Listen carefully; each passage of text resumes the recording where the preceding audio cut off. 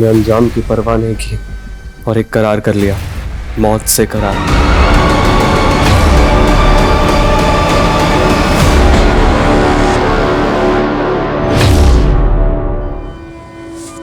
ठीक है, कल से 5 डिब्बे और बढ़ा दी। हाँ, आती हूँ। तो आपकी डील पक्की हो गई मम्मा? हाँ, एकदम पक्की हो गई। अब तुम्हारी मम्मा बहुत बड़ी बिजनेस वाली बनने वाली है। वाओ, ग्रेट मम्मा। मम्मा, अब हमारा घर भी बहुत बड़ा होगा ना? हाँ, बहुत बड़ा और आलीशान घर होगा हमारा, और जहाँ पर नौकर चाकर सब होंगे। हाँ, और बड़ी बड़ी कार्स भी होगी। हाँ, कार्स भी लेंगे। मम्मा, मुझे एक चॉपर भी चाहिए। चॉपर? ठीक है, चॉपर भी ले लेंगे।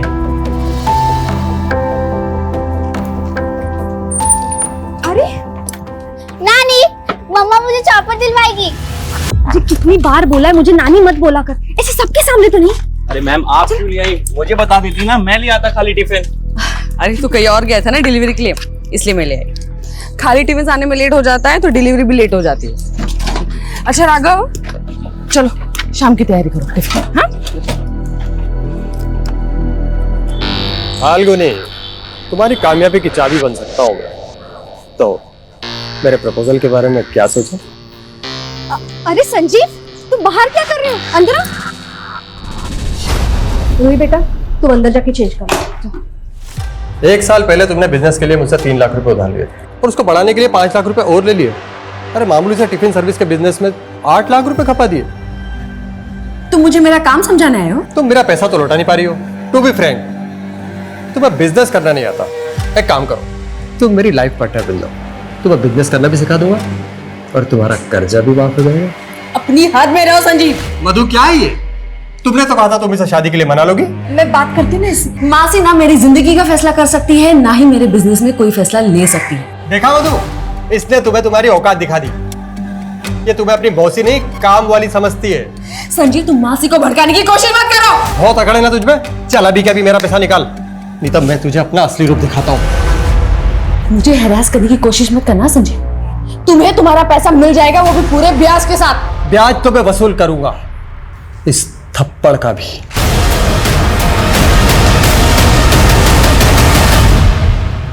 मासी, मैंने कितनी बार आपसे कहा है मुझे इस आदमी से शादी नहीं करनी है, फिर भी आप। मैं तुम्हारे भले का सोच रही थी फाल्गुनी। विधवा की जिंदगी आसान नहीं होती। अरे खुद के बारे में नहीं, पर रूही के बारे में तो सोच। टिफिन सर्विस का छोटा मोटा काम है तुम्हारा, उसमें भी इतना सारा कर्जा चढ़ चुका है, उसमें कमाई तो होती ही नहीं है। ऐसा ही रहा तो रूही को कैसे पालोगी तुम? मासी, मैं आप जैसी नहीं हूँ जो अपने फायदे के लिए रिश्ते बदलती फिरूं। अरे अगर संजीव आपको इतना ही भाग गया है तो आप ही कर लो ना उसके साथ शादी। वैसे भी आपकी शादी तो हुई ही नहीं है। बस कर फाल्गुनी, मैंने तुझे अपनी बेटी माना, मैंने तेरे लिए अपना घर नहीं बसाया, अब तो मुझे खरी खोटी सुना रही है। मासी, आई एम सॉरी, मुझे ये सब नहीं बोलना चाहिए था, लेकिन आपको पता है ना मैं कितनी स्ट्रेस में हूँ। सारी टेंशन तुझे ही है।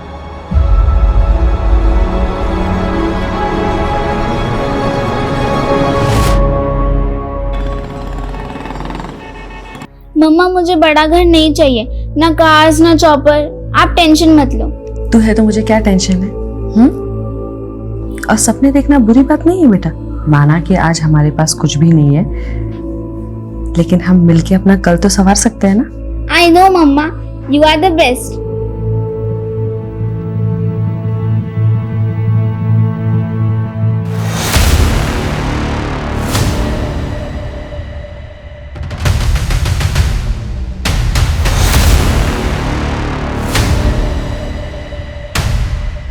जब मंजिल दूर हो तो वहां जल्द से जल्द पहुंचने के लिए हम शॉर्टकट ढूंढने लगते हैं, और अब मैं उस रास्ते पर जाने का सोच रही थी जिसे मैंने सालों पहले छोड़ दिया था।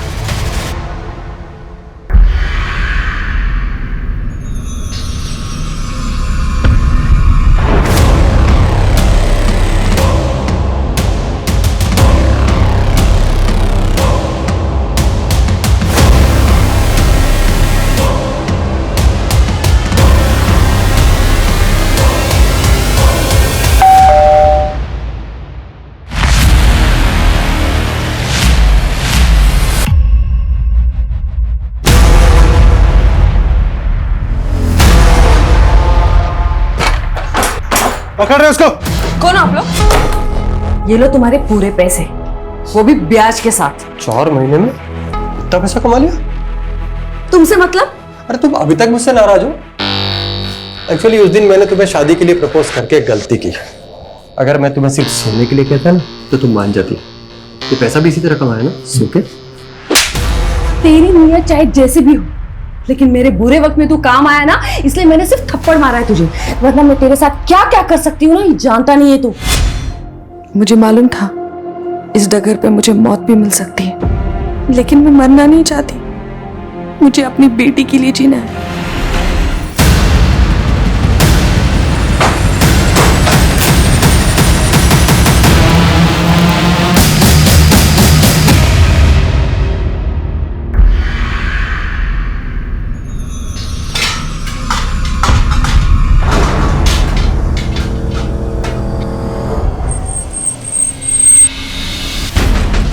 सर, शामली रोड पे एक्सीडेंट हुआ था। लेडी की ऑन स्पॉट डेथ हो गई। पहचान पता चली कौन? जी हाँ सर, एक्सीडेंट साइट से आईडी मिली है जिसपे फाल्गुनी गुप्ता लिखा हुआ है। मेरठ की रहने वाली है। कांस्टेबल को भेजा उसके एड्रेस पे।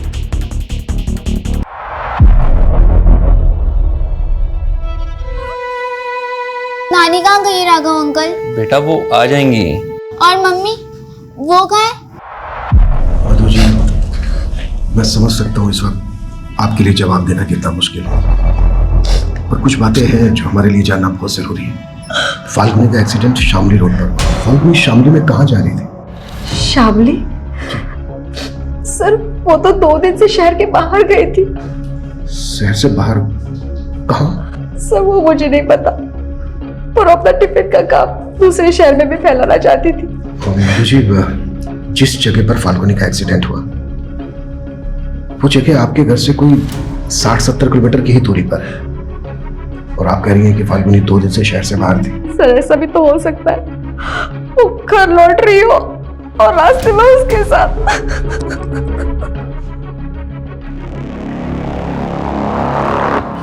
सर, एक्सीडेंट स्पॉट का एक सीसीटीवी फुटेज मिला है। सर इसमें जिस तरह से फाल्गुनी भाग रही है और जिस तरह से व्हीकल ने उसे हिट किया, उसे गाड़ी का नंबर भी साफ दिखाई नहीं दे रहा है।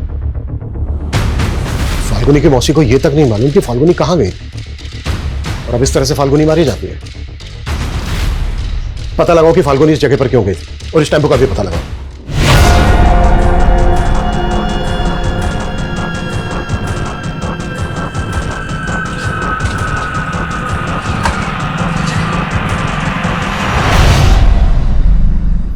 बहुत पढ़ाई कर रहे हो मेरे पीछे से। चलो आज तुम्हारा इम्तिहान लेते हैं। आजा। पानी।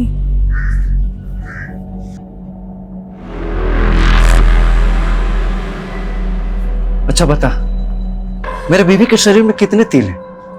बस कीजिए आप, शक की भी सीमा होती है। अच्छा, मतलब इसको मारो तो तुमको दर्द होता है? इतने नजदीक आ गए हो तुम दोनों। हिम्मत है? हैं? इधर आ। हिम्मत है तो मेरे पीछे से छुप छुप के जो करते हो मेरे सामने करके दिखाओ। चलो चलो। ये क्या बोल रहे हैं आप? क्या बोल रहा हूँ? फाल्गुनी की मौसी ने तेरी गंदी नीयत के बारे में सब कुछ बता दिया है हमें। सर उसकी मौसी ने खुद मुझसे कहा था कि वो फाल्गुनी की शादी मुझसे करवाना चाहती है। देख, अगर हमें बाद में पता चला ना कि इसमें तेरा तनिक भी हाथ है, बिल्कुल हाथ नहीं है सर। अगर वो गलत रास्ते से पैसा कमाएगी तो ऐसी हालत तो होनी ही। कहना क्या चाहता है तू? सब बोल।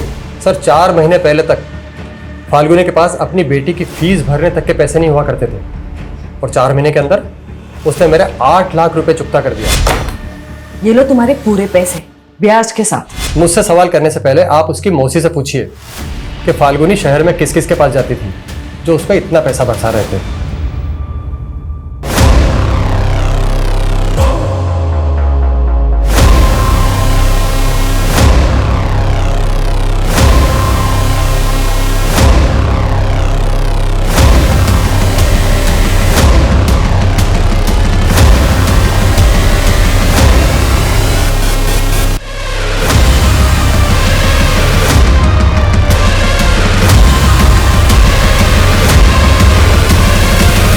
राघव अंकल की तरह आप भी मुझसे झूठ बोल रहे हो ना? मम्मी मुझसे इतने दिन तक दूर नहीं रह सकती। बेटा मैं तुझे कैसे बताऊं कि क्या हुआ है?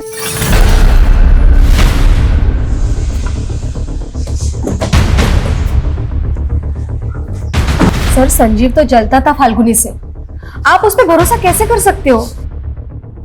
देखिए, अगर संजीव ने कुछ किया है तो बचेगा नहीं, लेकिन आपको भी तो नहीं मालूम कि हत्या के 2 दिन पहले से फाल्गुनी कहाँ थी। सर मुझे सच में नहीं पता।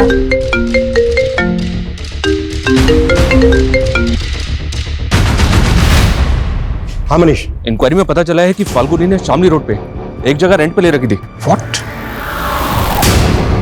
सर, फाल्गुनी ने ये जगह 2 महीने पहले रेंट पे ली थी। यहाँ के लैंडलॉर्ड का कहना है कि वो यहाँ से कोई बिजनेस कर रही थी। पर फाल्गुनी तो मेरठ से टिफिन सर्विस चलाती थी ना, यहाँ क्या कर रही थी? तो बेटा, ये सारे एविडेंस कलेक्ट करो। सर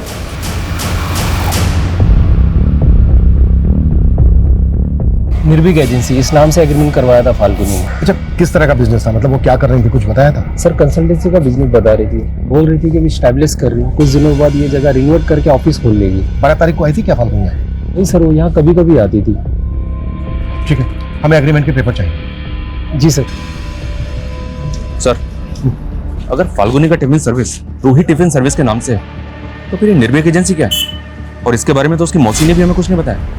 शायद देखकर ऐसा लग रहा है कि जैसे काफी फाइल थी, काफी डॉक्यूमेंट्स थे जिनको चला दिया गया। मनीष, एक काम करो, पता करो कि वो निर्भीक एजेंसी के नाम से कौन सा बिजनेस कर रही थी, किस तरह का बिजनेस था, और ये भी पता लगाओ कि उस बिजनेस का उसके मर्डर से कोई कनेक्शन निकलता है।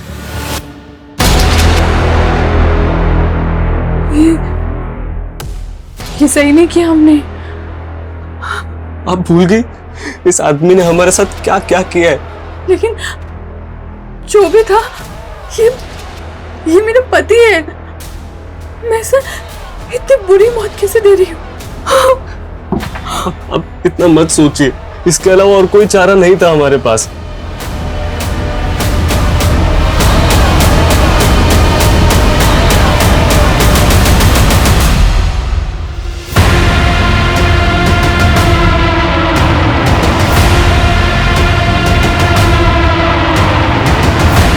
पॉसिबल है कि क्रिमिनल्स ने उसका रंग बदल दिया।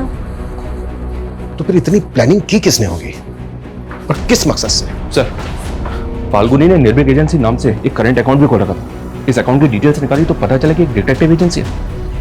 Detective agency? यस सर, और 4 महीने पहले ही फाल्गुनी को इसका लाइसेंस मिला है। मतलब जिसे हम टिफिन सर्विस चलाने वाली एक साधारण औरत समझ रहे थे, असल में एक प्रोफेशनल डिटेक्टिव भी थी।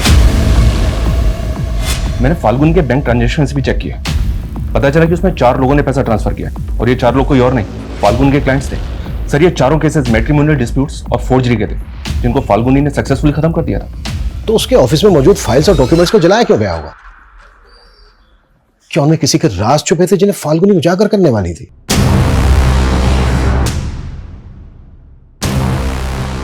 ये सब तो काफी हद तक जल चुका है sir. 1 PH 2 SKR 3 HC C is similar।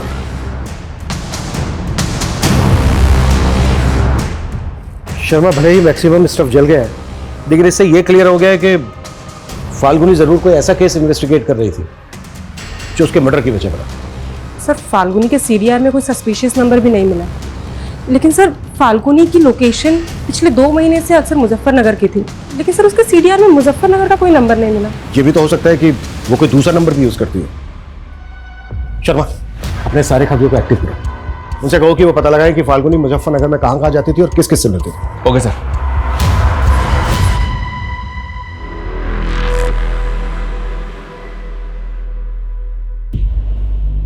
अब चादर प्रथा शुरू करते हैं। भैया यहाँ ना, पकड़ लीजिए।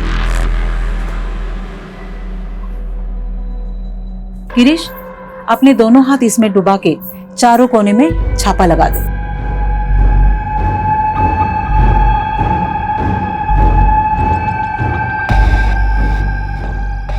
अब चादर प्रथा समाप्त हुई है, उसके अनुसार अब आप दोनों पति पत्नी हो।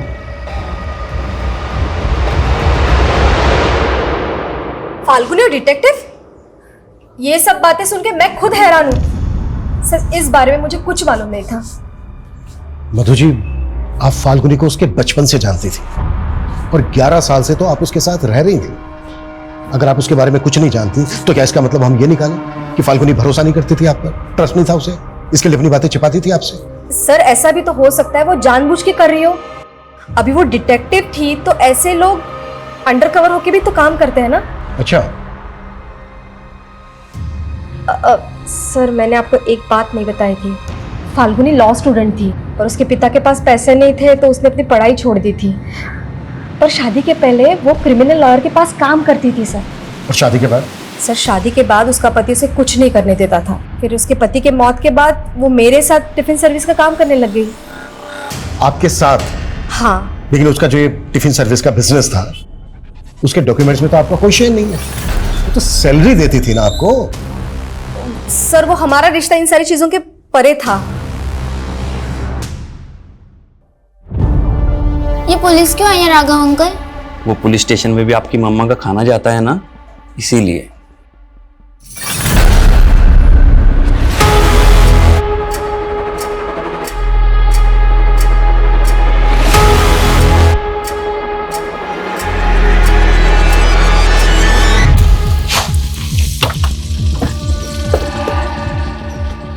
आइए सर। फाल्गुनी इसी एनजीओ में वर्कर बन के काम करती थी। ये भी तो हो सकता है कि फाल्गुनी एनजीओ वर्कर बनकर यहाँ इन्वेस्टिगेट करने आती है।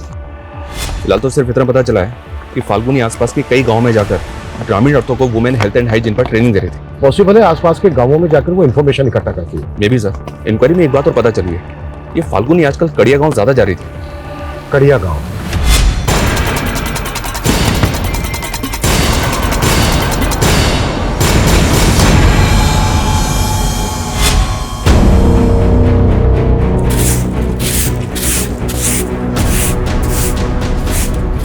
सुनिए,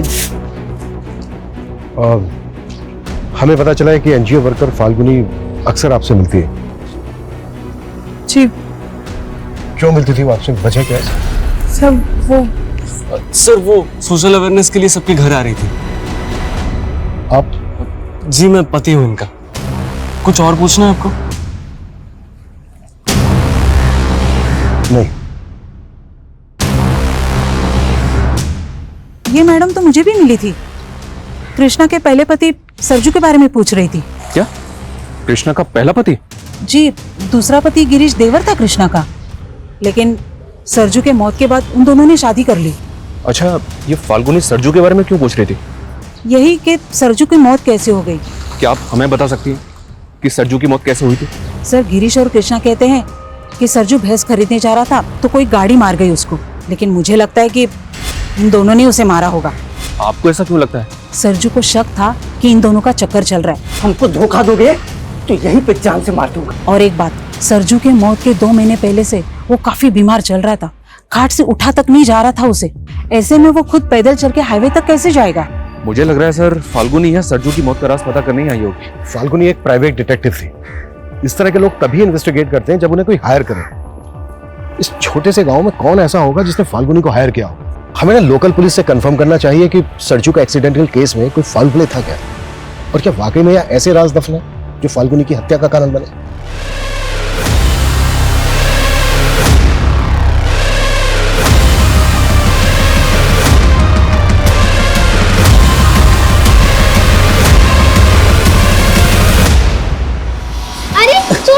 अरे अरे तुम डर क्यों रही हो? ये डॉल तुम्हारी मम्मी ने दी है तुम्हारे लिए। मम्मी ने? हाँ, मम्मी ने ऑर्डर पहले की होगी, बस पार्सल आ जाया है। राघव जरा इधर आना। हाँ हाँ आ रहा हूं।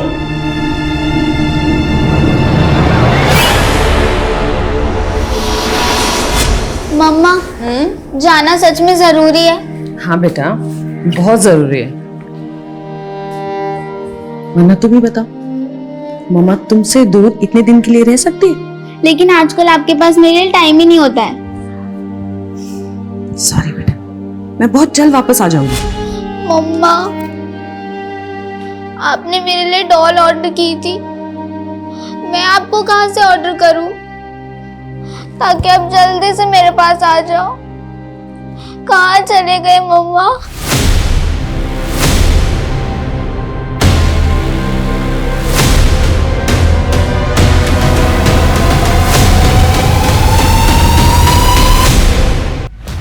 सरजू कुशवाहा एक्सीडेंट केस में हमें कुछ ऐसा नजर नहीं आया जिससे कि लगे कि उसका मर्डर हुआ था, और सरजू के पोस्टमार्टम रिपोर्ट से भी ये क्लियर था कि उसका एक्सीडेंट ही हुआ था।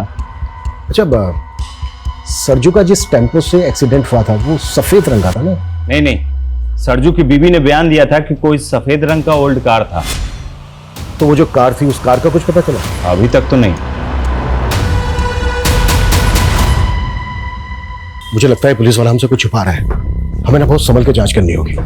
तो जाहिर सी बात है वो लोकल पुलिस पे शक कर रही होगी। शर्मा, पता करो कि फाल्गुनी लोकल पुलिस से मिल रही थी क्या, और याद रहे पूरी एहतियात के साथ। Okay sir. मेरठ पुलिस हमारे घर तक पहुंच गई। मैं बता रहा हूं, अगर मैं उनके हत्थे चढ़ा ना तो तुम सबकी पोल खोल दूंगा मैं। डर मत, पुलिस, नेता, प्रशासन सब मेरी जेब में है। सरजू का भूत भटक रहा है, वो ना हमसे बदला लेगा, वो बदला लेगा हमसे।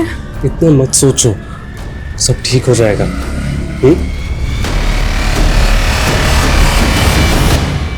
सर, हमने फाल्गुनी की सीडीआर में मौजूद एक एक नंबर को इन्वेस्टिगेट किया, लेकिन हमें अब तक कोई ऐसा नहीं मिला जिसने फाल्गुनी की डिटेक्टिव एजेंसी को सरजू या फिर मुजफ्फरनगर का कोई भी केस दिया हो। लेकिन सर, जली हुई फाइल से एक अधजला पेपर मिला है। सर, इसे देख के ऐसा लगता है जैसे ये किसी पीएम रिपोर्ट का हिस्सा है, लेकिन सर समझ में ये नहीं आ रहा कि ये किसकी पीएम रिपोर्ट का हिस्सा है। सरजू की बॉडी का भी पोस्टमार्टम हुआ था ना? जी हाँ सर, पोस्टमार्टम तो हुआ था, लेकिन इन्वेस्टिगेटिंग ऑफिसर सुखबीर ने बताया था कि उसकी रिपोर्ट से क्लियर था कि उसका एक्सीडेंट हुआ था। शर्मा, पोस्टमार्टम रिपोर्ट मैनिपुलेट भी तो की जा सकती है। सरजू की बॉडी का जिस डॉक्टर ने पोस्टमार्टम किया था, एक बार उस डॉक्टर से मिलते हैं। क्या हुआ? मम्मी की याद आ रही है? अरे डोंट वरी, मैं हूं ना, मैं भी मम्मा की तरह ही प्यार करूंगा।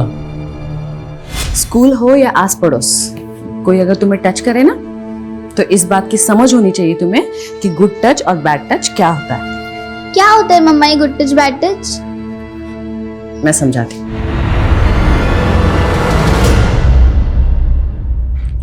एक्सक्यूज मी, डॉक्टर पाल जो पोस्टमार्टम करते हैं कहाँ मिलेंगे?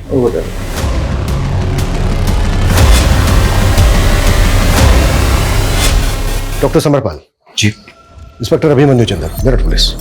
हमें पता चला है कि आपने कड़िया गांव के सरजू कुशवाहा नाम के आदमी की बॉडी का पोस्टमार्टम किया था। सर, मैं बहुत सारे विक्टिम का पोस्टमार्टम करता रहता हूँ, मुझे रिकॉर्ड चेक करने होंगे। प्लीज।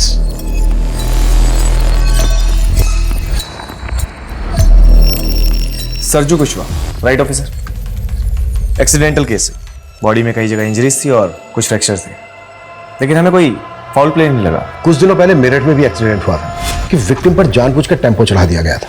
बहुत एक्सीडेंट की वजह से हुई थी, पर था वो मर्डर। लेकिन ये सब आप मुझे क्यों बता रहे हैं? जिस विक्टिम का एक्सीडेंट हुआ था उस विक्टिम का नाम था फाल्गुनी गुप्ता। ये शायद इसके साथ आपने सरजू की पोस्टमार्टम रिपोर्ट शेयर की हो। नहीं सर, मैं इस लड़की को नहीं जानता, और सरजू की रिपोर्ट सिर्फ इन्वेस्टिगेशन ऑफिसर के साथ शेयर की थी। ठीक है डॉक्टर, हमें इस रिपोर्ट की एक कॉपी चाहिए होगी। मैं आपको प्रोवाइड करता हूँ। Thanks doctor. मैं तो तुम्हें चाहता था, लेकिन तुमने मेरा ध्यान फाल्गुनी की तरफ मोड़ दिया, और अब उसके मर्डर का इल्जाम भी मेरी तरफ मोड़ दिया। मुझे पता है ना तू कितना बड़ा कमीना है। वो तो मैं हूँ, लेकिन तुझे मैं फुल सपोर्ट करूंगा फाल्गुनी के बिजनेस को टेक ओवर करने में।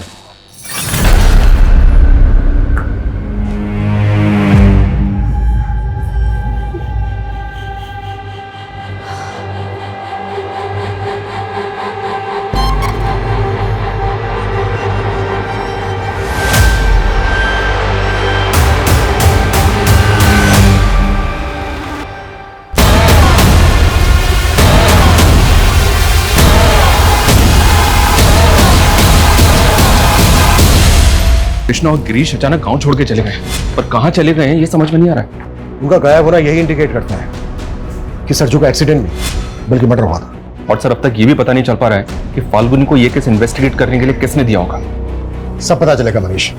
देखो, ये तो क्लियर होता जा रहा है कि फाल्गुनी की हत्या का सरजू के केस से कनेक्शन है। एक काम करो, गिरीश और कृष्णा का लुकआउट नोटिस जारी करवाओ।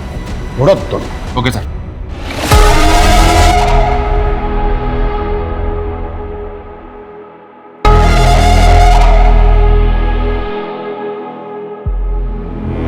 मेरठ पुलिस मेरे हॉस्पिटल तक पहुंच चुकी है, सरजू और फाल्गुनी के बारे में पूछताछ कर रही थी।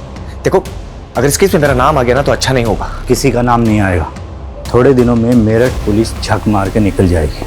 और अगर ना भी निकली तो उसे भी खरीद लेंगे। वो पुलिस वाला बिकाऊ नहीं लग रहा था, या तो उसका भी ट्रांसफर करवा दो या फिर उसे भी ठिकाने लगवा दो। सर, मुझे पता चला है कि सरजू के एक्सीडेंट में जिस गाड़ी का इस्तेमाल हुआ था वैसी ही गाड़ी का इस्तेमाल और एक एक्सीडेंट में किया गया था। व्हाट? यस सर, ये केस सनोली विलेज का केस है और इस एक्सीडेंट में दुर्गेश सिन्हा नाम के आदमी की मौत हुई थी। ये दुर्गेश है और इस केस में भी गाड़ी का कुछ पता नहीं चला। आखिर इस मिस्टीरियस व्हीकल की मिस्ट्री क्या है?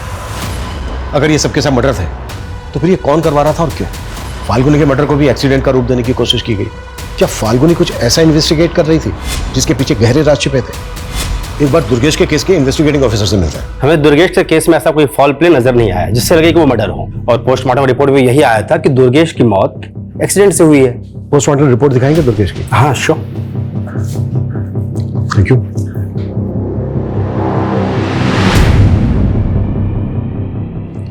ये दुर्गेश की बॉडी का पोस्टमार्टम डॉक्टर समर ने किया था ना? जी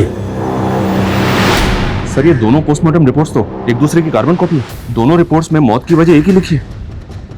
अच्छा शर्मा, ये डॉक्टर समर का सी बनाने का स्टाइल नोटिस किया तुमने? बड़ी अजीब ढंग से सी बनाया। फाल्गुनी के ऑफिस में हमें एक डायरी मिली थी, उस पर लिखा था सी इज सिमिलर। क्या सी सिमिलर का इंडिकेशन इन्हीं दोनों रिपोर्ट्स का है? पूरे चांसेस। शर्मा, हमें फाल्गुनी के ऑफिस में जली हुई फाइल्स के बीच एक पोस्टमार्टम रिपोर्ट की जली हुई कॉपी भी बनी थी, याद है? इसका मतलब फाल्गुनी के पास ये दोनों रिपोर्ट्स थे और फाल्गुनी सरजू का ही नहीं बल्कि दुर्गेश का केस भी इन्वेस्टिगेट कर रही हो। ये डॉक्टर समर उस दिन से ही हॉस्पिटल नहीं आ रहा है जिस दिन से हम उससे मिलने गए।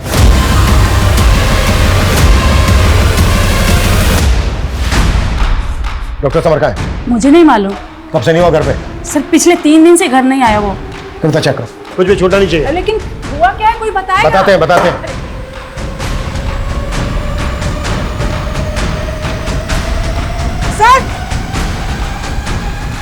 सर ये देखिए,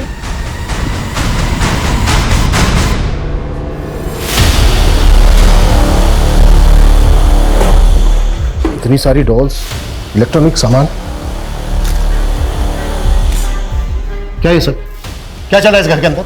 सर, मेरे बेटे को इलेक्ट्रॉनिक गुड़िया बनाने का शौक है।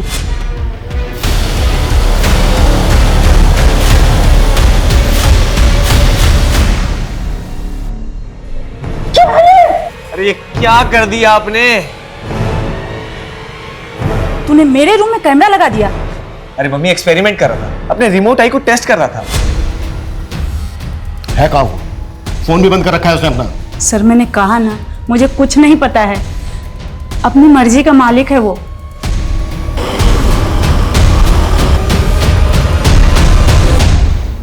ये दुर्गेश सिन्हा यही रहते थे ना? जी हाँ।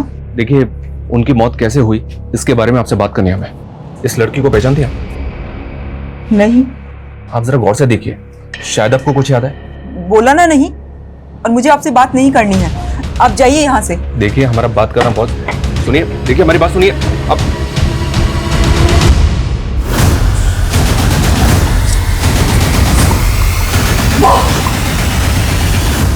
मम्मा, मैं तो डर गई। मैंने सोचा 2 दिन बाद वापस आई हूँ ना, तो ऐसे सरप्राइज करती तुझे। लेकिन मम्मा, मैं आपको बता नहीं सकती। जब आप चली जाती है तो यहाँ पर फाल्गुनी, तुम आ गई? हाँ मासी। मासी, हाँ, रूही ने आपको तंग तो नहीं किया मेरे पीछे से? अरे नहीं, बहुत अच्छे से रही है वो। मम्मा, मैं क्यों नहीं बता पाई आपको वो सब? सर, दुर्गेश की बीवी का ऐसा रवैया देख के ताज्जुब हो रहा है। मुझे ऐसा लग रहा है कि सरजू की तरह दुर्गेश की मौत की हकीकत भी कुछ और ही है। मैंने मॉर्चरी में पता किया, पिछले 3 महीने में डॉक्टर समर ने 15 बॉडीज का पोस्टमार्टम किया और उन 15 में से 9 एक्सीडेंटल केसेस हैं। तो क्या ऐसे और भी केसेस हैं? इस डायरी में ना कुछ अल्फाबेट्स लिखे हैं जिनको देख के ऐसा लगता है कि जैसे ये विक्टिम्स के नामों का शॉर्ट फॉर्म हो सकता है। जैसे सरजू का सरनेम है कुशवाहा, यानी कि सरजू कुशवाहा। और ये देखो, ये 7वें नंबर पे लिखा है SK। ऐसे ही दुर्गेश का सरनेम है सिन्हा, यानी कि दुर्गेश सिन्हा। और ये यहाँ 9वें नंबर पे लिखा है DS। ऐसी जो बाकी के विक्टिम्स हैं उनके भी नाम और सरनेम के अल्फाबेट्स मैच हो रहे हैं। माय गॉड, अनिल सर, ये केस तो हमारी सोच से भी परे का निकला। बस ये समझ में नहीं आ रहा है कि फाल्गुनी से ये सब इन्वेस्टिगेट कौन करवा रहा था?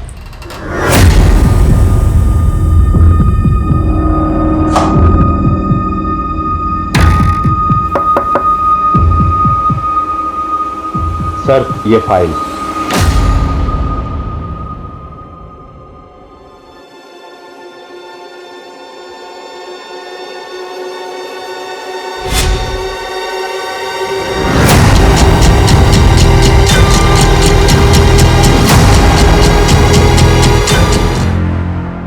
सर ये विपिन है, दुर्गेश सिन्हा का पड़ोसी और दोस्त भी। दुर्गेश के बारे में आपको कुछ बताना चाहता है। बोलो।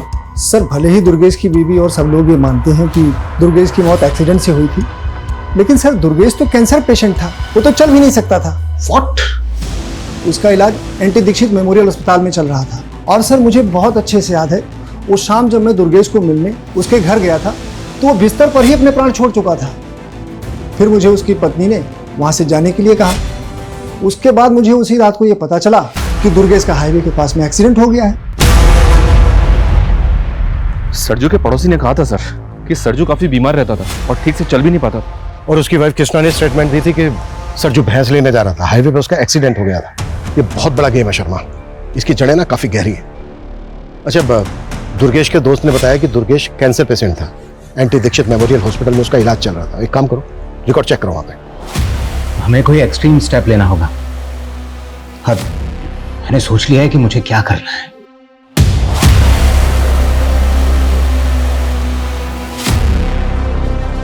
नहीं सर, दुर्गेश सिन्हा नाम के सर किसी पेशेंट का रिकॉर्ड नहीं है यहाँ पर, और ना ही सर इस नाम के किसी कैंसर पेशेंट का इलाज हुआ है इस हॉस्पिटल में।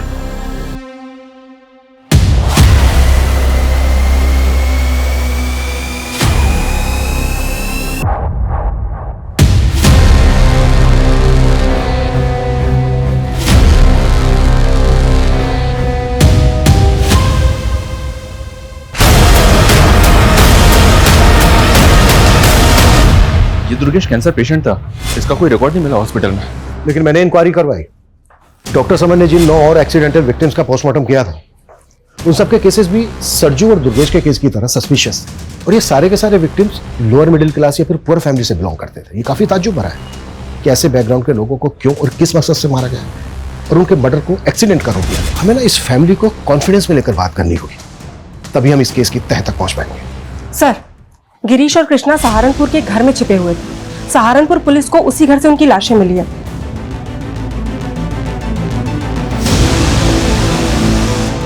सर, क्राइम सीन से सुसाइड नोट मिला था, शायद इन दोनों ने सुसाइड किया। हमने अंजाम की परवाह नहीं की और एक करार कर लिया, मौत से करार। हमारा गुनाह बस इतना है कि हमने अपनी मजबूरी के साथ सौदा कर लिया। देखिए, मैं जानता हूं आपके पति सरजू कुशवाहा को कैंसर है और उनका बचना नामुमकिन है, लेकिन आपको उनकी मौत के बाद काफी पैसा मिल सकता है। किस बात का पैसा?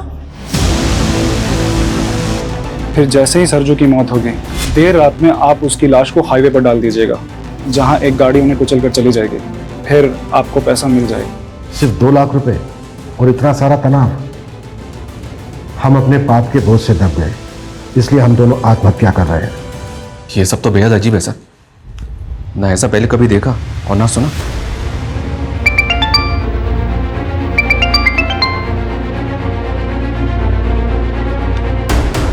जैन सर,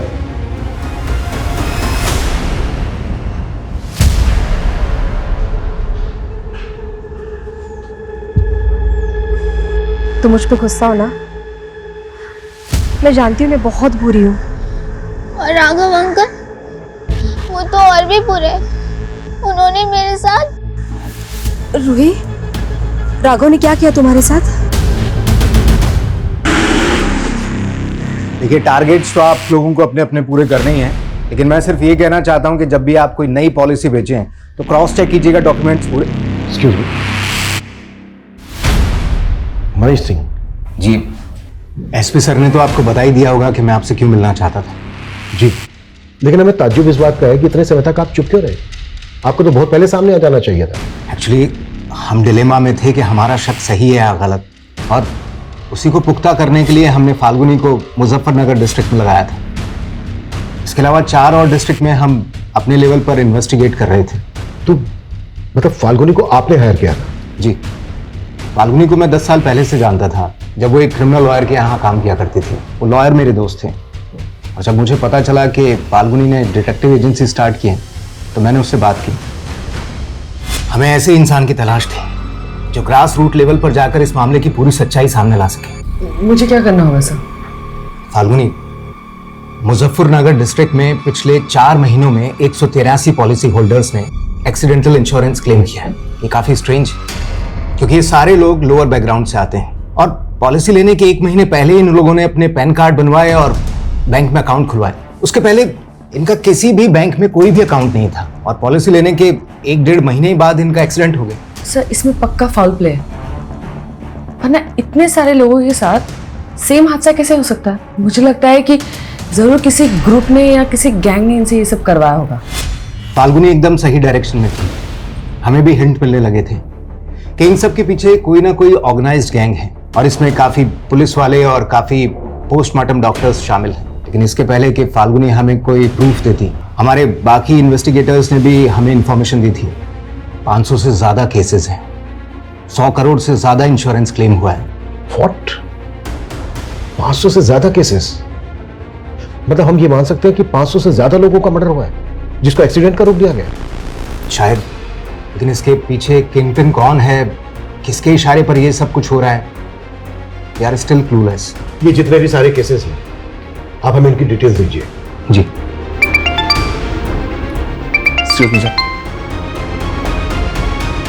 हाँ कविता। सर दुर्गेश की वाइफ सरकारी गवाह बनने के लिए तैयार हो गई है। वो हमें उन लोगों के बारे में बताना चाहती है जिनके कहने पर उसने दुर्गेश की मौत को एक्सीडेंट की शक्ल देने का प्लान बनाया था। गुड जॉब कविता। कहाँ है दुर्गेश की बीवी?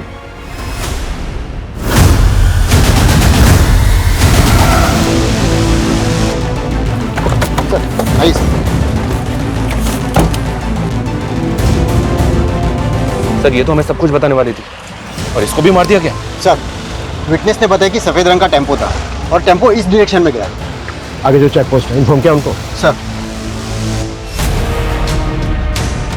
हेलो, हाँ ओके ठीक है, हम भी बस उसी साइड आ रहे हैं।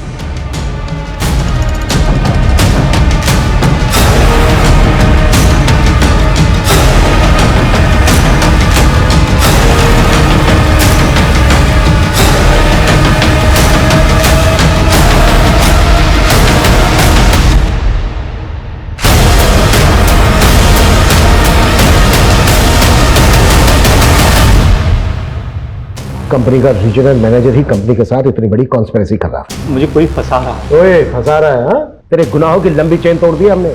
टेम्पो ड्राइवर हिस्ट्री चीटर है। इंस्पेक्टर सदानंद के कहने पर वो ज्यादा मर्डर कर रहा था। इंस्पेक्टर सदानंद ने तेरे कजन कपिल का नाम लिया है और कपिल ने तुम लोगों की सारी पोल खोल दी है। और भी बहुत सारे लोग शामिल है ना इसमें, और ज्यादातर को तू रास्ते से हटा चुका है, जैसे डॉक्टर समर। इन सबका किंगपिन तू है ना? चलो बोल। ये सब मेरे कजन कपिल की खुरापात थी।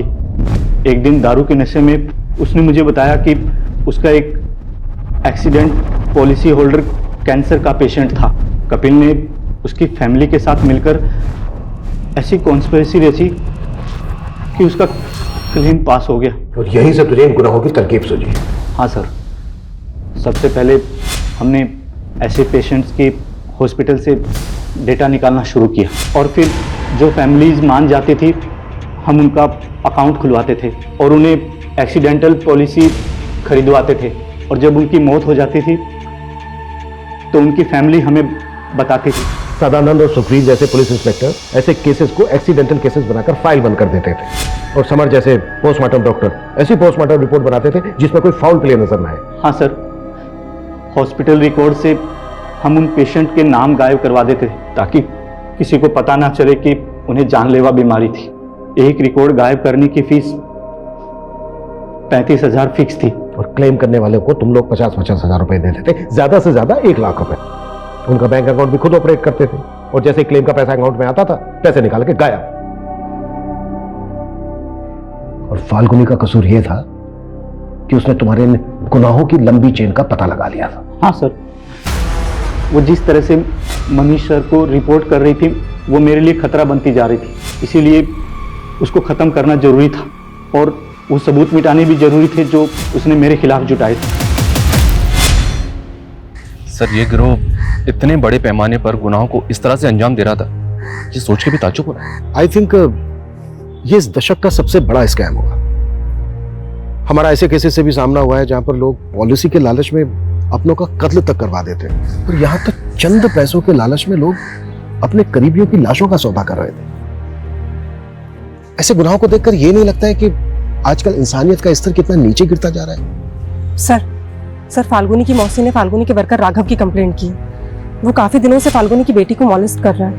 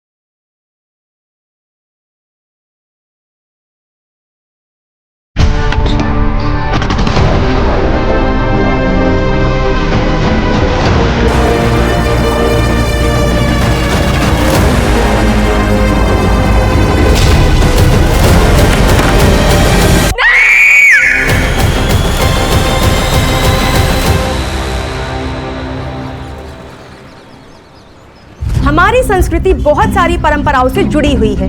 ऐसी एक परंपरा है मासिक धर्म, मतलब मंथली पीरियड साइकिल। कल पुणे में गायत्री नाम की महिला को मासिक धर्म के कारण मंदिर के अंदर जाने से रोक दिया गया था। आज उसी महिला के घर प्रख्यात धर्माचार्य स्वामी निरंजन जी खुद भोजन पर पहुंचे हैं।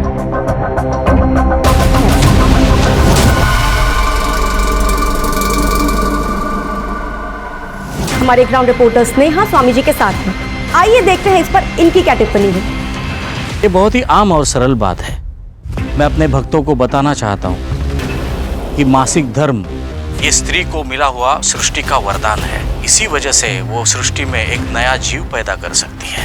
मासिक धर्म से गुजरते हुए महिला को रोकना, उसे खाना पकाने न देना, उसे पूजा पाठ न करने देना, ये सदियों पुरानी बात है और कुछ नहीं। उन्हें इस सब से इसलिए दूर रखा जाता है कि इन दिनों में उन्हें ज्यादा कष्ट न हो। आज साफ सफाई में तुम भी ध्यान देना। और सुनो किशन, ये टोकरी माँ टेबल पे रख दो।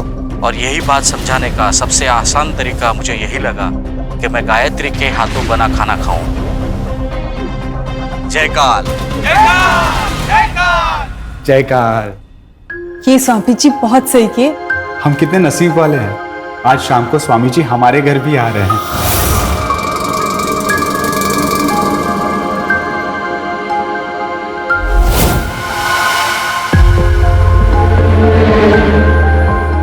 जब स्वामी जी आएंगे तब उन्हें जी भर के देख भी लेना और उनके पैर भी छू लेना। चलो अब।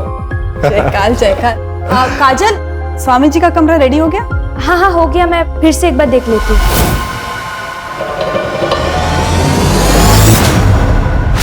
अच्छा हाँ, मैंने सामान की लिस्ट दी थी, सब ला लिया है ना? सब ला दिया है, तुम बिल्कुल भी चिंता मत करो। कुछ भूले तो नहीं? शाम को स्वामी जी आ रहे हैं।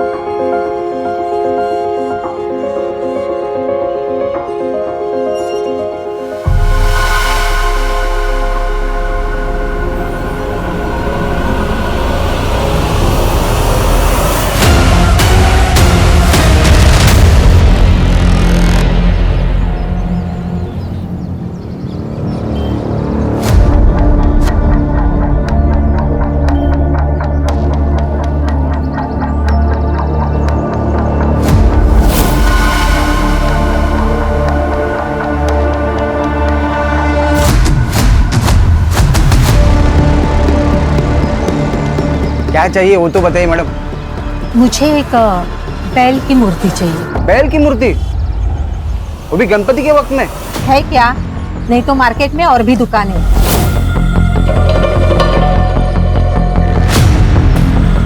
नहीं है, लेता हूँ। क्या हुआ? ओ मैडम, इसने मुझे चूमने की कोशिश की है। देखिए, मेरे बेटे की मानसिक हालत ठीक नहीं है। अगर इसकी मानसिक हालत ठीक नहीं है तो इसे घर में बंद रखो। बाहर लेके क्यों घूमती फिरती हो? और अगर इसने किसी के साथ गलत कर दिया तो क्या पुलिस को भी यही बताती फिरोगी? बात कहा है, सब गलत है। खुद पर काबू रखा कर। कुछ गलत नहीं है आई, मेरे दोस्तों ने कहा था ऐसा करने को, उन्होंने तो मुझे वीडियो भी दिखा। दूर है ऐसे दोस्तों से। एक बात सुन, तेरी शादी करा रही हूं ना मैं, उसके बाद अपनी बीवी को जैसे चाहे छूना, कोई कुछ नहीं कहेगा। पक्का? हाँ, जाके खोल उसे।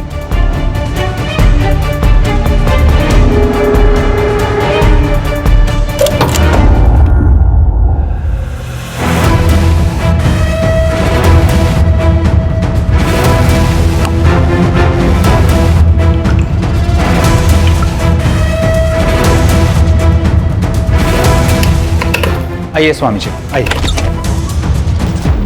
काजल, तुम क्या कर रही हो? मैंने तुम्हें कहा था स्वामी जी के आने से पहले सब काम हो जाना चाहिए। जी सब हो गया, मैं बस देखने आई थी सब ठीक है कि नहीं। स्वामी जी को रात को पानी पीने की आदत है। गर्म पानी रख दिया है? जी रख दिया। जयकर।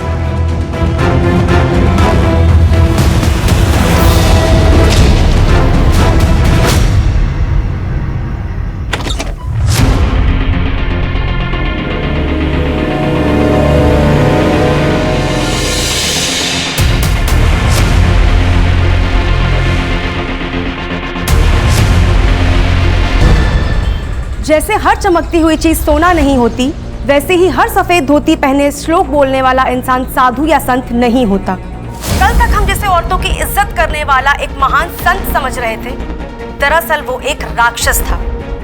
इस भेष में उसने ना जाने कितनी औरतों की जिंदगी बर्बाद कर दी है। आज हमारे साथ एक ऐसी ही महिला है जो ये दावा करती है कि स्वामी निरंजन जी ने उनका बलात्कार किया है। तो बताइए काजल जी। मैं हेमंत जी के घर पे काम करती थी।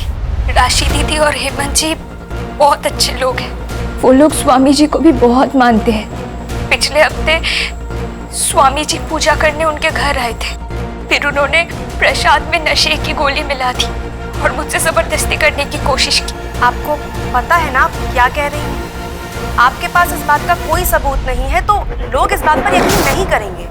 मेरे पास सबूत है।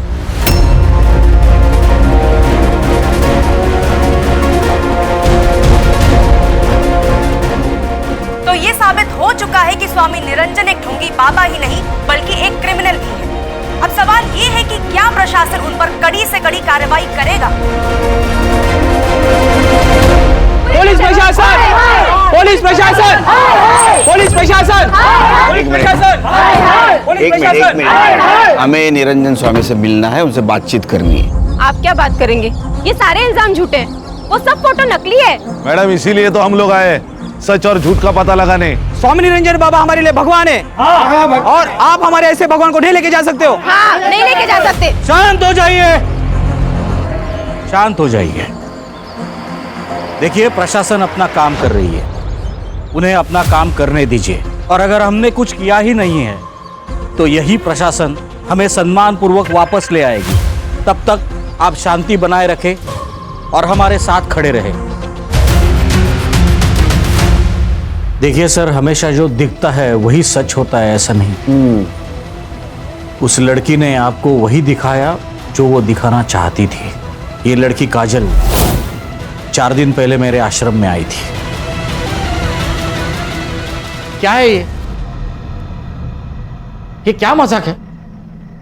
कौन है ये मैं नहीं हूं। इसे आप जानते हो, मैं जानती हूँ, और कौन जानता है? कोई नहीं जानता। और लोग आपके बात पे यकीन करेंगे ही क्यों?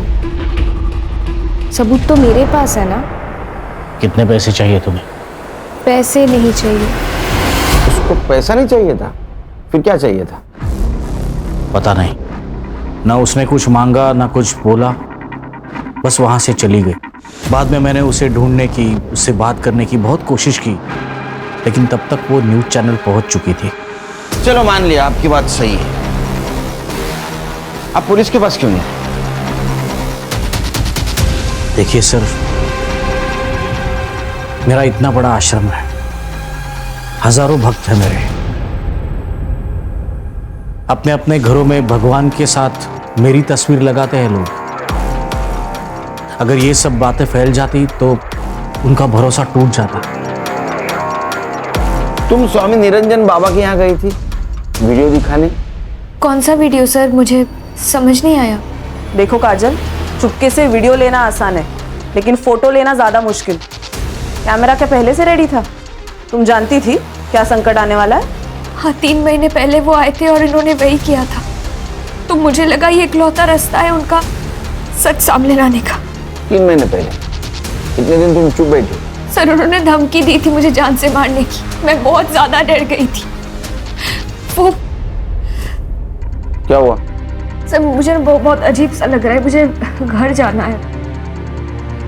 लेके जाओ इसको। चलो जाओ जाओ।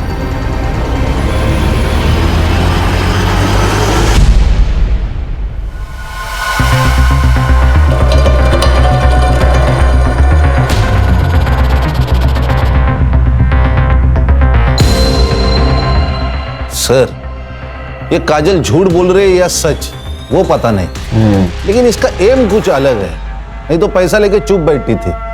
मुझे लगता है जो हमें दिख रहा है वो सच नहीं है, सच कुछ और है।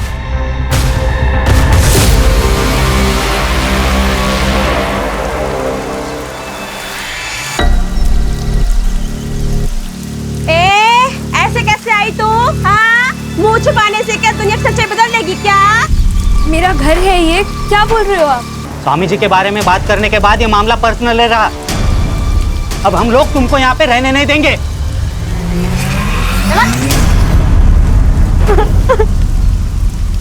मुझे नहीं पता ये सब क्या हो रहा है। मैंने तो सिर्फ सच का साथ दिया था। देख देख, जो कुछ भी हुआ है ना उसमें तेरी गलती नहीं, तू रो मत। अभी भी इसे अकल नहीं आई, सब बर्बाद कर दिया लड़की ने। अब क्या जान लेगी हमारी?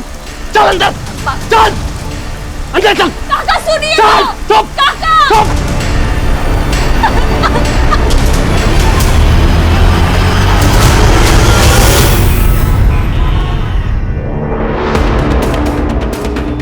हर चीज का एक वक्त होता है बेटा, और अब वो वक्त आ गया है। मतलब? वो तुम्हारे दोस्त जो तुमको वीडियो दिखाते थे ना, वो सब कुछ तुम तुम्हारी बीवी के साथ और सिर्फ तुम्हारी बीवी के साथ कर सकते हो, समझे? जाओ, तुम्हारा वेट कर रही है।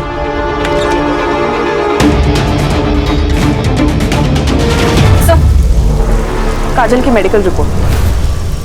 सेक्सुअल असॉल्ट नहीं है सर, क्योंकि ना ही कोई स्ट्रगल के निशान है और ना ही कोई इंजरी। हाँ सर, लेकिन काजल सेक्सुअली एक्टिव है। ये काजल क्या चीज है? क्या सोच रहे हो खान? सर, ये सीसीटीवी फुटेज में काजल आश्रम में इंटर होने से पहले लक्ष्मण से बात कर रही थी। आश्रम से एक और इन्फॉर्मेशन मिली है। मोहित नाम का एक आदमी है जो आश्रम का सारा फाइनेंस संभालता है, लेकिन 2 महीने पहले उसे उस पोस्ट से निकाल दिया गया, लेकिन वो अब भी आश्रम का ट्रस्टी है। निकालने की वजह? सर, आश्रम में ममता नाम की एक औरत है जिसने मोहित पर सेक्सुअल असॉल्ट का आरोप किया था, लेकिन सर ये बात पुलिस तक नहीं पहुंची क्योंकि आश्रम के रेपुटेशन का सवाल था।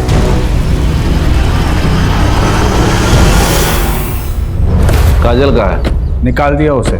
क्यों? हमारे भगवान का अपमान करेगी तो सजा तो मिलेगी ना। जिसे हम इतना मानते हैं, इतना पूछते हैं, उनके खिलाफ ऐसे गंदे आरोप। जयकाल जयकाल। कहाँ गई वो? गई होगी अपने घर। कितने सालों से काम कर रही थी यहाँ? 2 सालों से। उसका एड्रेस? नहीं पता। I mean, लिखा होगा मैंने कहीं, लेकिन मुझे याद नहीं है। अरे, आपने आपकी डायरी में लिखा है, हम लाते हैं। एक लड़की चुपके से आपके बेडरूम में जाती है, कैमरा छुपाती है और वीडियो बनाती है, और आपको पता नहीं चलता? नहीं, हमें बिल्कुल पता नहीं था, और दरअसल वो एकदम चालू लड़की थी। और उसके सर,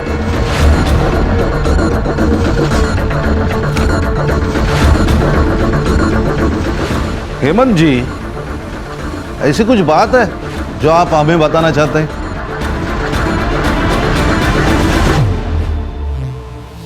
नहीं, कुछ नहीं। पापा, पलक को किडनैप करने में और ये सब जो कुछ भी हो रहा है उसमें कहीं आपका हाथ तो नहीं है ना? पागल हो गई क्या? एक खींच के दूंगा। तो पलक कहाँ है बाबा?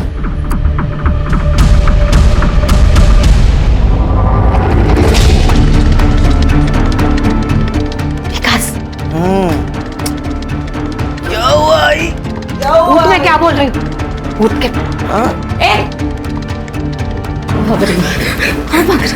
कहाँ भाग रही तू? मेरा बेटा ठीक क्यों नहीं? क्यों ठीक नहीं हुआ मेरा बेटा? तू कुंवारी नहीं है क्या? किस किस के साथ सोई है पहले? बोल, मैं क्या पूछ रही हूँ?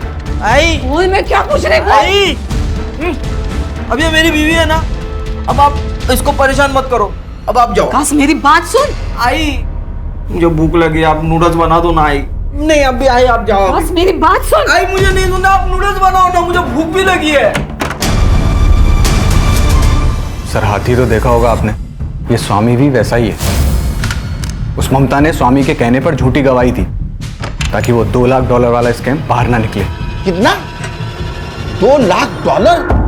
स्वामी जी, पैसा कमाने के बहुत सारे रास्ते हैं, ये हमें डिसाइड करना है कि कौन सा लेना है और कौन सा छोड़ना है। मोहित, वो जमीन हाईवे से लग के है, अच्छी इन्वेस्टमेंट है। कल वहां नया आश्रम खुल सकते हैं, हमारे ही भक्तों को सहूलियत होगी। लेकिन वो आदिवासियों की जमीन है और लीगली हम उसे खरीद नहीं सकते। वो मैं देख लूंगा। ये गलत है, मैं आपका साथ नहीं दूंगा। मुझे जॉब से निकाल दी, लेकिन सर आज भी मैं उस आश्रम का ट्रस्टी हूँ। मेरे साइन के बिना ना वो पैसे यूज नहीं कर सकते। तुम्हारे पास डोनेशन और लैंड डिटेल्स है? हाँ सर, सब कुछ है मेरे पास। ये लक्ष्मण क्या चीज है? सर, स्वामी अगर सपेरा है तो लक्ष्मण उसके पिटारे का सांप, और उसे में ले लिया उसने स्वामी को। लेकिन ये सांप कब पलट के स्वामी को काटेगा ये कोई नहीं जानता। अरे काजल का है? अरे अंदर कहाँ घुसे जा रहे हो? कौन हो तुम लोग? दिख नहीं रहा है क्या? मुंबई पुलिस। काजल का है? काजल घर में नहीं है, उधर नहीं है। फिर किधर है? वो मेरे भाई के आ गई होगी। वो अपने घर से ज्यादा मेरे भाई के घर में ही रहती है। कहाँ रहता है भाई तेरा?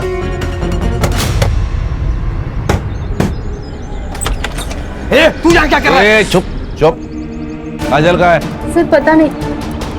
सर, इसको निकलने को बोलो यहाँ से। इसकी आवारा बेटी आएगी तो जान से मार दूंगा। अरे पुलिस सामने खड़ी है और खून करने की बात कर रहा है। एक काजल का है, उसका फोन स्विच ऑफ आ रहा है। एकनाथ काका,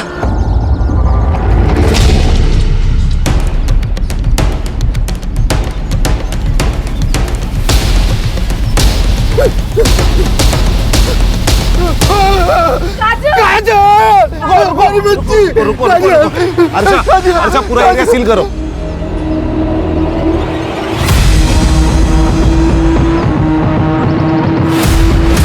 पत्थर से सर फोड़ा गया है इसका।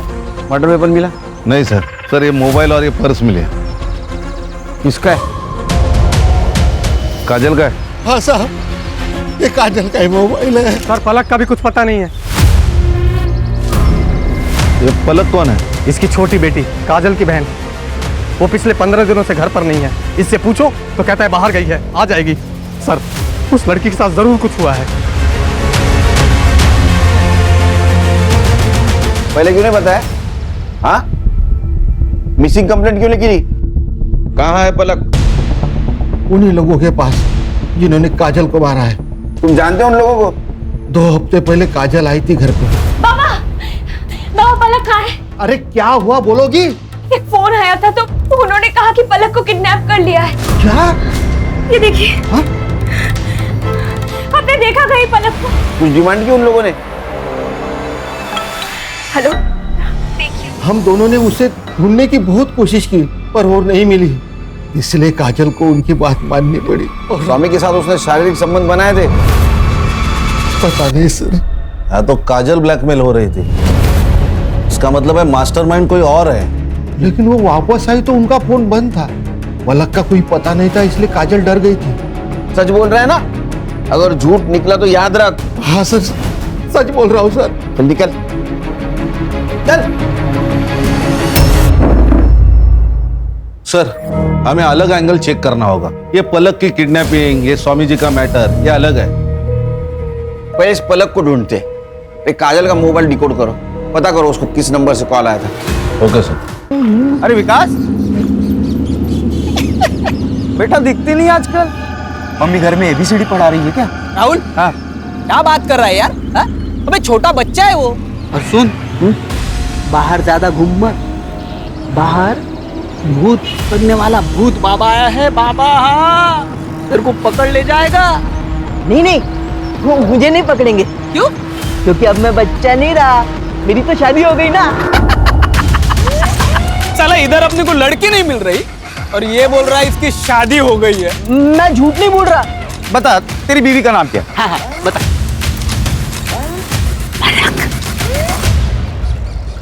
चलो मैं चलता हूँ।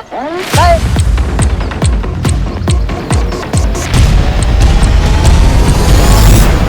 सर, ये मोहित सच बोल रहा है। $2 लाख की बात सच है, लेकिन इसकी एंट्री आश्रम के अकाउंट में नहीं है। ये अलग स्कैम है। इसे कहते हैं श्रद्धा का बाजार।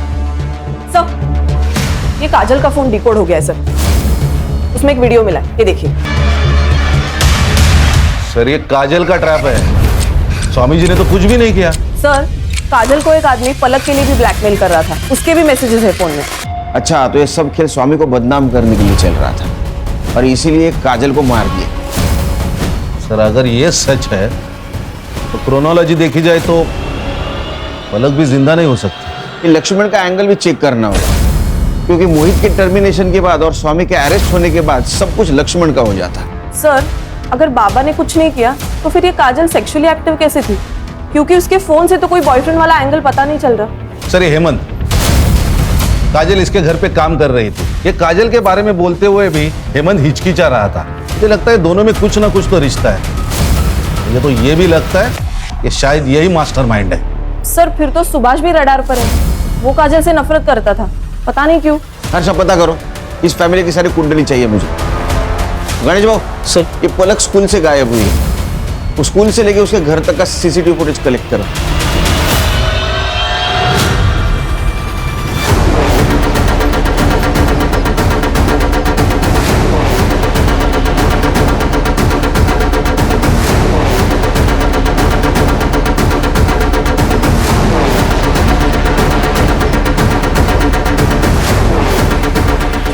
हाँ सर, मैंने झूठ कहा था।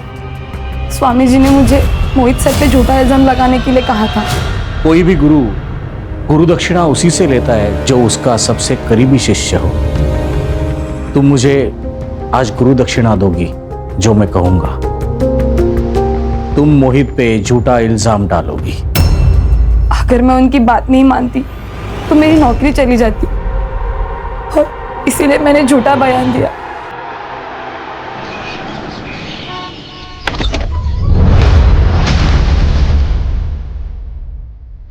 बोल रहा था ना मेरी बीवी है। ये तो सच कह रहा था। अच्छा, ये बता, स्वागत मनाई कि नहीं? अबे क्या बात कर रहा है, मनाई होगी। लेकिन वैसी वाली नहीं मनाई होगी, है ना? वैसी वाली? हाँ। वैसी वाली मतलब कैसी? अरे मतलब ये देख, ये ऐसे। ऐसे थोड़ी होते स्वागत। बड़े बच्चे यही सब कुछ करते हैं। और पर तू ही तो बोल रहा था ना तू बड़ा हो गया है। हाँ, बड़ा तो हो गया मैं। हाँ। पलक, ये दोनों है ना मेरे दोस्त है। अब ना हम तीनों मिलके स्वागत मनाएंगे। स्वामी जी, हमें मालूम है आपको फ्रेम किया गया है। आपको क्या लगता है किसने किया होगा? मोहित, उसे आश्रम के बारे में सब पता था और उसे आश्रम की कोई परवाह भी नहीं थी। उसने वही किया जो आपने किया, झूठा इल्जाम। हमने कोई झूठा इल्जाम नहीं लगाया। वो ममता हमारे पास खुद आई थी। उसी ने स्टेटमेंट दिया कि आपने उसे 10 लाख रुपए दिए थे झूठी गवाही देने के लिए। ऐसा कुछ नहीं है।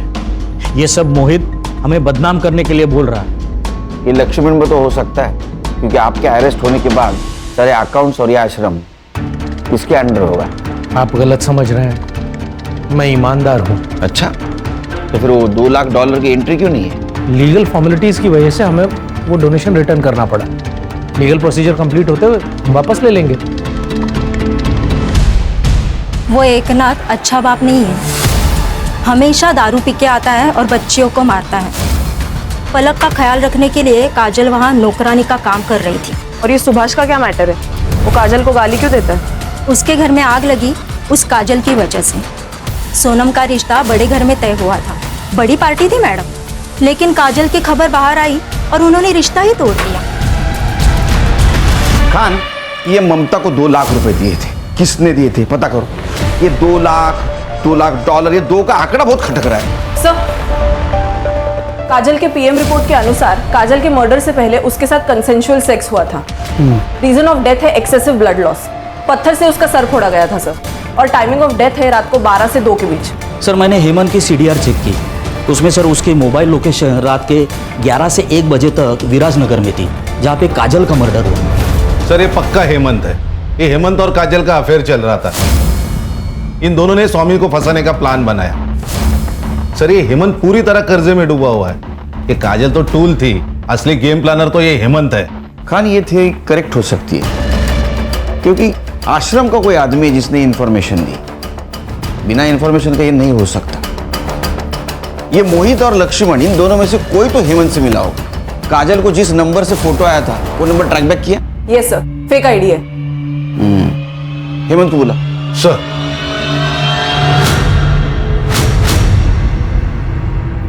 जी सर, उस रात मैं विराजनगर ही था, मेरे कुछ बिजनेस के काम से गया था, लेकिन उसका काजल की मौत से क्या लेना देना? क्या काम था? पर्सनल था। क्या पर्सनल रे? तेरा और काजल का अफेयर चल रहा था ना। उस रात तू उससे मिला, संबंध बनाए और बाद में मार दिया। नहीं सर, ऐसा कुछ नहीं सर, ऐसा कुछ नहीं सर। एक्चुअली कुछ दिनों से पैसे का प्रॉब्लम चल रहा है, तो सोचा मटका खेल के कुछ पैसे कमा लूं, क्योंकि सही रास्ते से तो पैसे मिलने से रहे, इसलिए मैं मटके के अड्डे पे था। इसका डीएनए करा। डीएनए टेस्ट क्यों सर? शौक है हमको, मजा आता है हमको डीएनए करने में। डीएनए खेलते हैं हम लोग। चल चल सर, लेकिन मेरा ताई उठो ना। क्या है पलक, बोलना। ताई बाथरूम चलो ना मेरे साथ, तुम्हें पता है ना मुझे अंधेरे से डर लगता है। चलो ना ताई। जब मैं नहीं रहूंगी तो क्या करेगी? तुझे करना होगा ना सब कुछ अकेले। अपने डर से जीतना होगा, दुनिया से लड़ना होगा। कैसे करेगी फिर? मुझसे नहीं होगा ताई। और तुम कहाँ जाने वाली हो मुझे छोड़ के? मेरी शादी हो जाएगी तो मैं चली जाऊंगी ना तुमसे। धीरे पापा, मुझसे कौन शादी करेगा ताई? तुम यही रहोगी मेरे साथ, और मैं भी शादी नहीं करूंगी। फिर हम दोनों एक दूसरे के लिए काफी है, कोई नहीं चाहिए हमें। सर, ये मोहित, ममता और विद्या के कॉल रिकॉर्ड। मामला गड़बड़ है सर। सर ये ममता ने मोहित के ऊपर सेक्सुअल असॉल्ट के चार्ज लगाए थे, लेकिन फिर भी अभी भी ये दोनों एक दूसरे के कांटेक्ट में हैं। ये दोनों भी आश्रम से जा चुके हैं, लेकिन ये विद्या जो आश्रम के अकाउंट देखती है, ये लगातार इन दोनों के कांटेक्ट में है। मतलब वो विद्या है जो मोहित को इन्फॉर्मेशन दे रही थी। सर, और ये विद्या और मोहित सिर्फ दोस्त और कलीग नहीं, उससे भी ज्यादा है। उनके मैसेज कन्वर्सेशन पढ़े मैंने। अच्छा, ये देखिए, ये दोनों ने मिलके किए। Good job Khan. सर और एक बात, ये मोहित ने $2 लाख ट्रांसफर किए। फिर से 2 का आंकड़ा किसको किए? शालिनी भल्ला।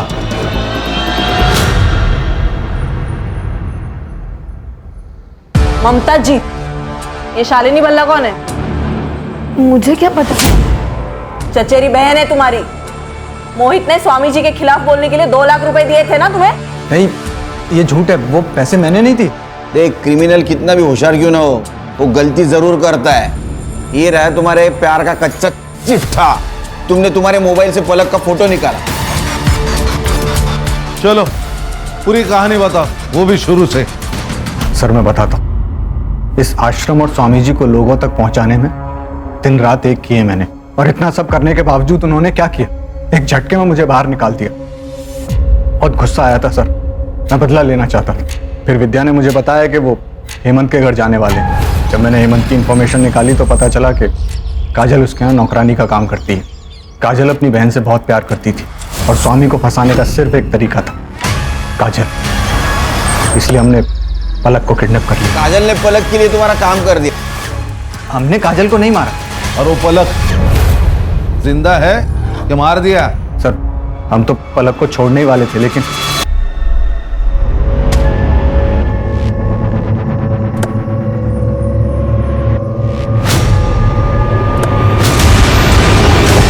वो भाग गई सर। कहाँ गई पता नहीं। वो जहां से गायब हो गई वो लोकेशन पता है तेरे को? हाँ सर।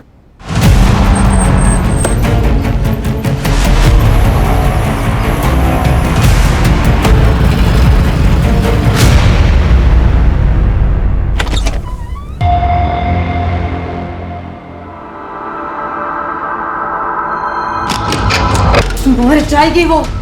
जितने मजे करने थे कर लिए ना, अब और मजे करने जाओगे ना तो पकड़े जाओगे। कुछ तो करना होगा उसका।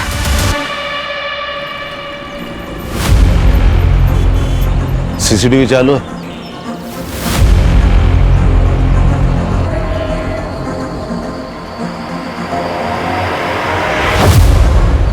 ये औरत कौन है और ये पलक इसके साथ क्यों गई?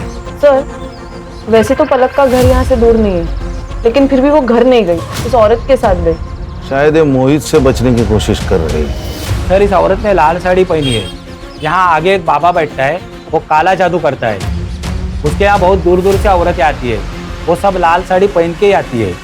मुझे लगता है औरत भी वहीं से आई है। साहब, मैंने कुछ नहीं किया साहब, मैंने नहीं किया साहब, हम तो सिर्फ पूजा करवाते हैं साहब। ए, मुझे मत सिखा। सुन, ये देख, ये आई थी तेरे पास? आई थी क्या? हाँ साहब, ये आई थी। हाँ। ये नासिक से आई थी। इसके बेटे की दिमागी हालत ठीक नहीं थी, तो उसको इलाज कराना था उसका। तेरा बेटा अधूरा है, उसकी किसी स्त्री के साथ में संबंध बना। अगर वो ना मिले तो किसी कुंवारी लड़की की शादी मना। इंसान से नहीं तो पुतले से मना। एक बार तेरे बेटे ने उस लड़की के साथ रात गुजारी तो अगले दिन का सूरज नया होगा, अलग होगा। तुम जैसे ढोंगी लोगों की वजह से अपना देश पीछे रह रहा है, समझे? झुंझैला, औरत का एड्रेस दे रहा है इससे। चल चल।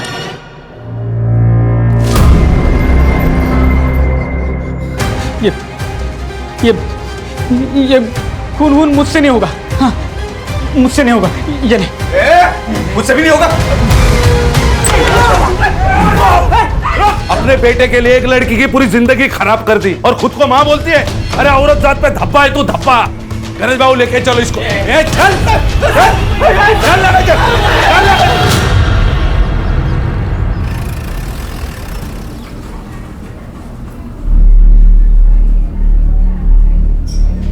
नहीं, हाथ मत लगाओ मुझे, दूर हटो यहाँ से। अरे मैं बाबू तो इसी हाथ से लेके जाओ, दूर हटो। पलक, ये बाबा है तुम्हारे? बाबा नहीं है, राक्षस है ये। माँ के मरने के बाद दीदी का रोज बलात्कार करता था। बाबा, मैंने सब कुछ करके देख लिया, पलक का कुछ पता नहीं चल रहा है। किडनैपर्स को भी कॉल किया था पर उनका फोन ऑफ आ रहा है। मुझे समझ नहीं आ रहा है मैं कहाँ से लेके आऊं पलक को। मैं हार गई बाबा। तब तक मैं सेफ थी, लेकिन जैसे ही दीदी काम पे चली जाती, ये अकेले में मेरे साथ। इसलिए मैं चुप बैठी सर। इसलिए उस दिन मेरा घर जाने का मन नहीं किया, इसलिए शोभा ताई के साथ चली गई। लेकिन माँ तो मेरे साथ इससे भी बुरा हुआ। तुम ये बात बताकर बहुत बहादुरी का काम किया है। मैं तुम्हें प्रॉमिस देता हूँ, जिस किसी ने तुम्हारे साथ ये सब कुछ किया उसको छोड़ूंगा नहीं।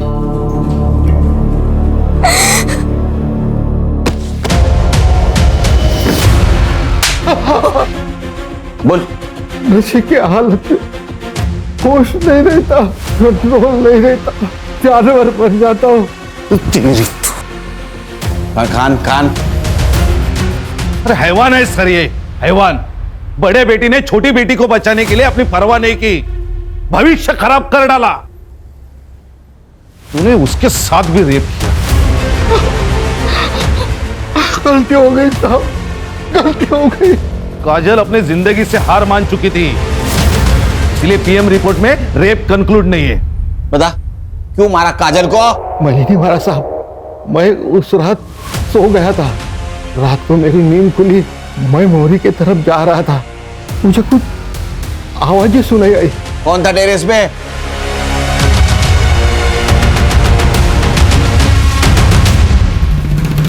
काजल ने मुझे बुलाया था, डरी हुई थी वो।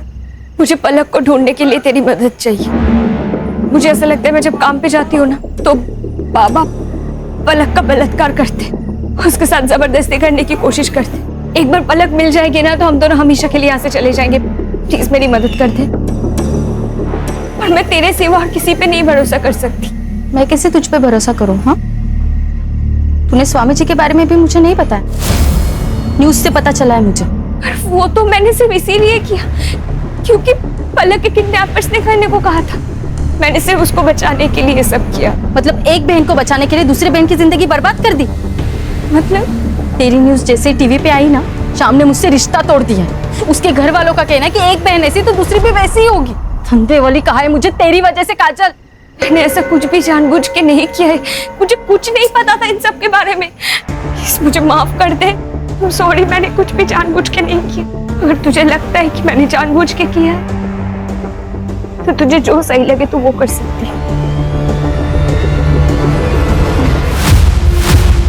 हम दोनों एक दूसरे का राज जानते थे। इस राक्षस से तो हमें कोई उम्मीद नहीं थी, लेकिन तुम तो बहन थी ना उसकी, उसका दर्द समझ सकती थी ना तुम। तो तुमसे मदद मांगने आई और तुमने उसी को मार दिया।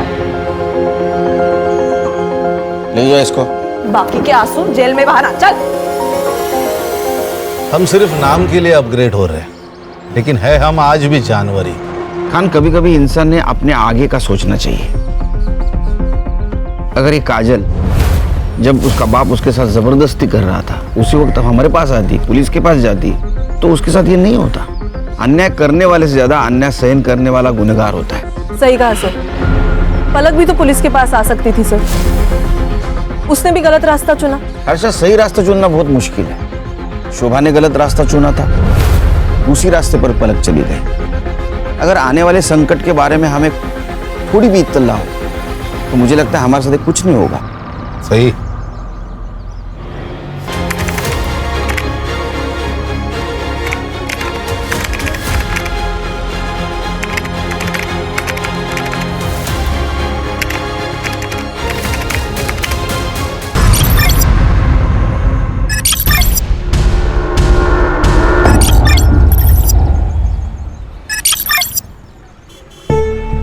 तेरे साथ दुकान पे जाओ ना तो दुकानदार कपड़े बाद में दिखाता है, पहले सेल्फी लेने लग जाता है। हाँ मॉम, तुम्हारी बेटी स्टार जो बन चुकी है। दीदी सेल्फी। Thank you. प्रिया। जी आंटी। कैसी है बेटा? मैं ठीक हूँ। कल तेरा जिंटा पे गाना सुना, बहुत अच्छा गाती है तू। वो सिंगिंग तो रियलिटी शो में जा रही है ना? हाँ, मैं ट्राई कर रही हूँ।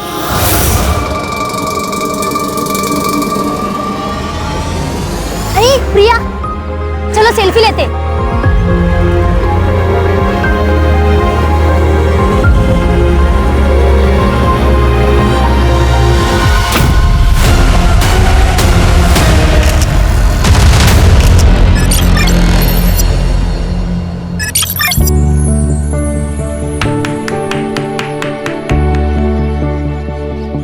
Happy birthday Harshita.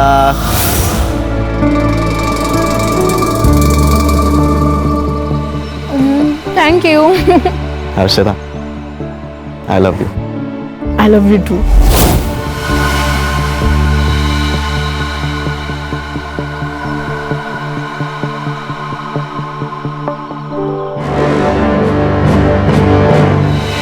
हर्षिता, क्या हो गया?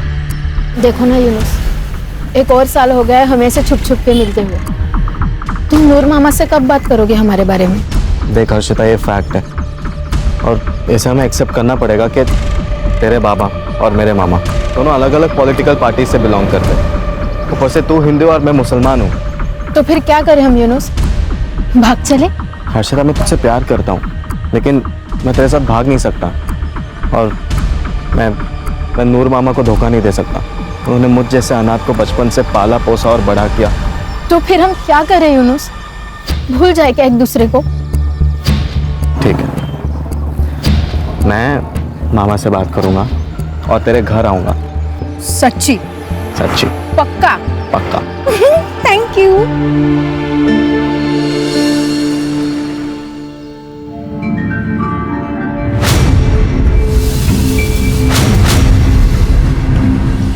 सत्यम। हाँ माँ।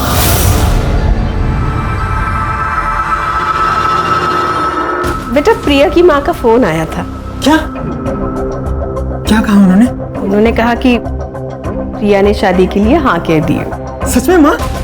हाँ।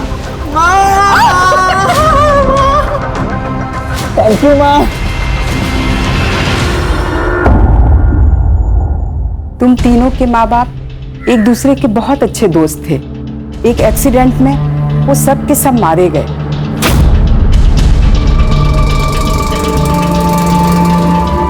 तुम तीनों ने अपने माँ बाप को खोया है पर हिम्मत नहीं हारी। ये देख के वो बहुत ही प्राउड फील कर रहे होंगे और अपना इसी तरह से ध्यान रखना।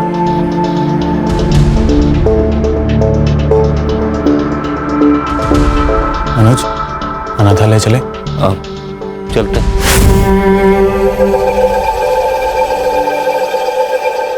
और सूर्या, मैंने ना खाना ऑर्डर कर दिया है, अभी थोड़ी देर में आता ही होगा। एंड नेहा, तेरा एग्जाम है ना परसों? हाँ दादा। तो तू एक काम कर, मेरी कार लेके जाना, स्कूटी लेके मत जाना। थैंक्स दादा।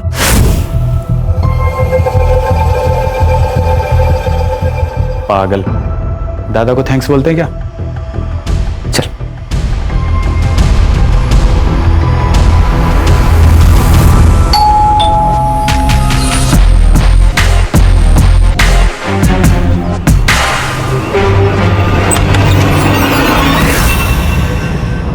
नूर मियां, आपने तो कसम खाई थी कि मैं कभी तुम्हारे पार्टी में नहीं आऊंगा, तुम्हारे घर में पैर भी नहीं रखूंगा।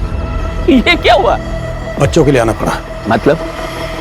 बाबा, नूर अंकल, आइए ना, अंदर आकर बात करते हैं। हाँ देवेंद्र, दरवाजे पे क्यों? अंदर आके बात करते हैं। क्या बात है? देवेंद्र, अर्शिता और यूनुस एक दूसरे से प्यार करते हैं और दोनों शादी करना चाहते हैं। अबे नूर के बच्चे हैं। देवेंद्र, देवेंद्र, एक बार बोल दिया फिर कभी नहीं कहना ऐसा। देवेंद्र, देख नूर, अरे मैं मेरी बच्ची को मार दूंगा लेकिन तेरे जैसे के घर नहीं भेजूंगा। चल निकल, चलो अंदर। बाबा। देवेंद्र, ये तो अच्छा नहीं कर रहा है। क्या अच्छा नहीं कर रहा हूँ? क्या अच्छा नहीं कर रहा हूँ? देख नूर, इधर से निकल जा, नहीं तो तेरा ये यूनुस जिंदा नहीं। अब अगर एक शब्द ही बोलेगा ना तो यही मार के गाड़ दूंगा। और हाथ तो लगा के देखिए उसको। अरे क्या हाथ क्या मारता है? छोड़ा संभालो इसको।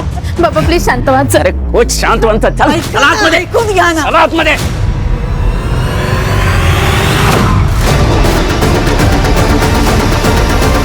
नेहा, हमारे माँ बाप दोस्त थे, उसके बाद अब हम तीनों दोस्त हैं। फिर तुमने प्यार के लिए मुझे क्यों चुना? मुझे ना मनोज से प्यार करना चाहिए था, और उससे शादी भी। वैसे भी वो तुमसे बहुत ज्यादा हैंडसम है, स्मार्ट भी। उसी से शादी कर लेती हूँ। ठीक है, कर लो। अब कैसे कर लूँ? दिल आ गया गधे पे तो राजकुमार का ख्याल तो छोड़ना ही पड़ेगा ना। मैं गधा हूँ? हाँ। मैं गधा हूँ? हाँ। हाँ, तुम गधे हो। मैं गधा हूँ? हाँ। हाँ।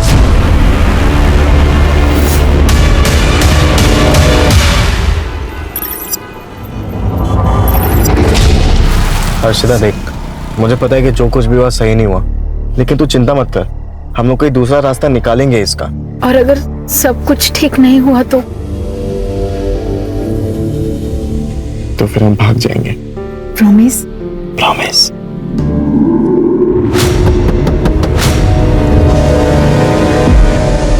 क्या हुआ अंकल? रात बहुत हो चुकी है, इलाका सुनसान है, ऐसे में यहाँ रुकना खतरों से खाली नहीं है। हाँ, बस हम अभी घर ही जा रहे थे। मेरी बात हल्के में मत लेना, वरना क्या? वरना क्या?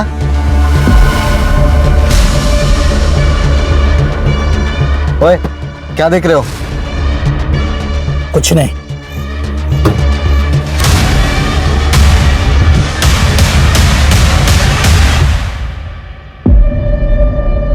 तुम्हें क्या हो गया?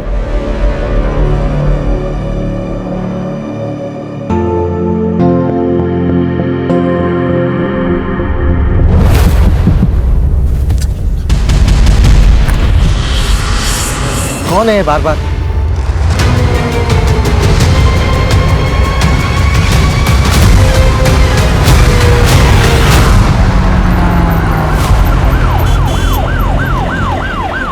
सर कपल था, किसी ने हमला कर दिया। लड़का बच गया लेकिन लड़की मर गई।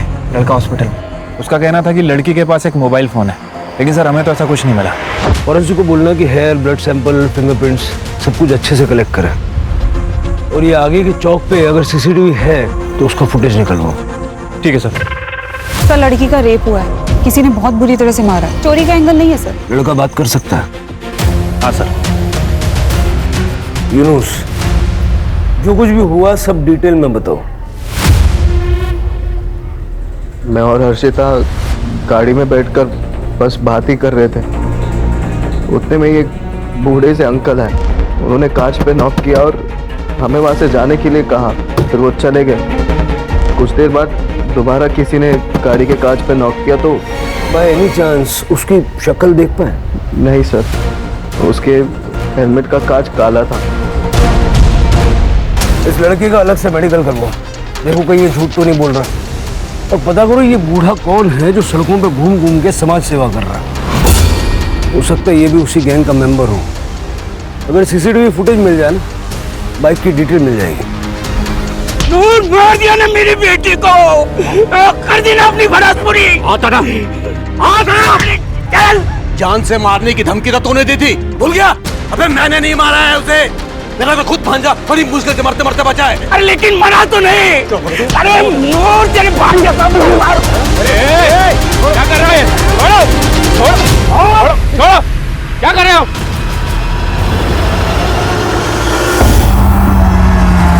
ये नूर मोहम्मद और देवेंद्र की दुश्मनी पुरानी लगती है। सर प्यार का मामला भी है। दोनों फैमिलीज के बैकग्राउंड चेक करो। ऑनर किलिंग हो सकती है, लेकिन हमें तो सारे एंगल चेक करने पड़ेंगे। ठीक है सर। नेहा, मुझे आने में 2-3 दिन लग जाएंगे। उस ड्रॉर में कुछ चेक्स है, उसे याद से ना बैंक में डिपॉजिट कर देना प्लीज। ठीक है। वैसे कहाँ स्टे करने वाले हो? अब होटल ग्रीन लोटस, क्लाइंट भी पुणे से ही है, उसे वहाँ एक बहुत बड़ा कॉम्प्लेक्स बनाना है। ये मीटिंग ना मेरे लिए बहुत जरूरी है। All the best for meeting. Thank you, bye.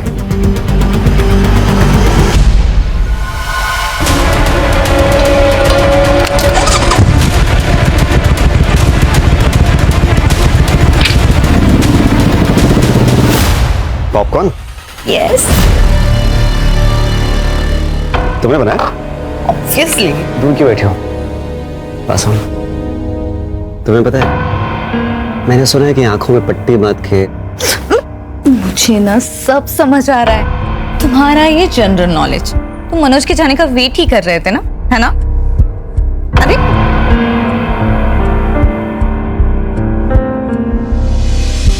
Popcorn क्या है ये? क्यों नाटक कर रही हो? छोड़ो। चुप ना।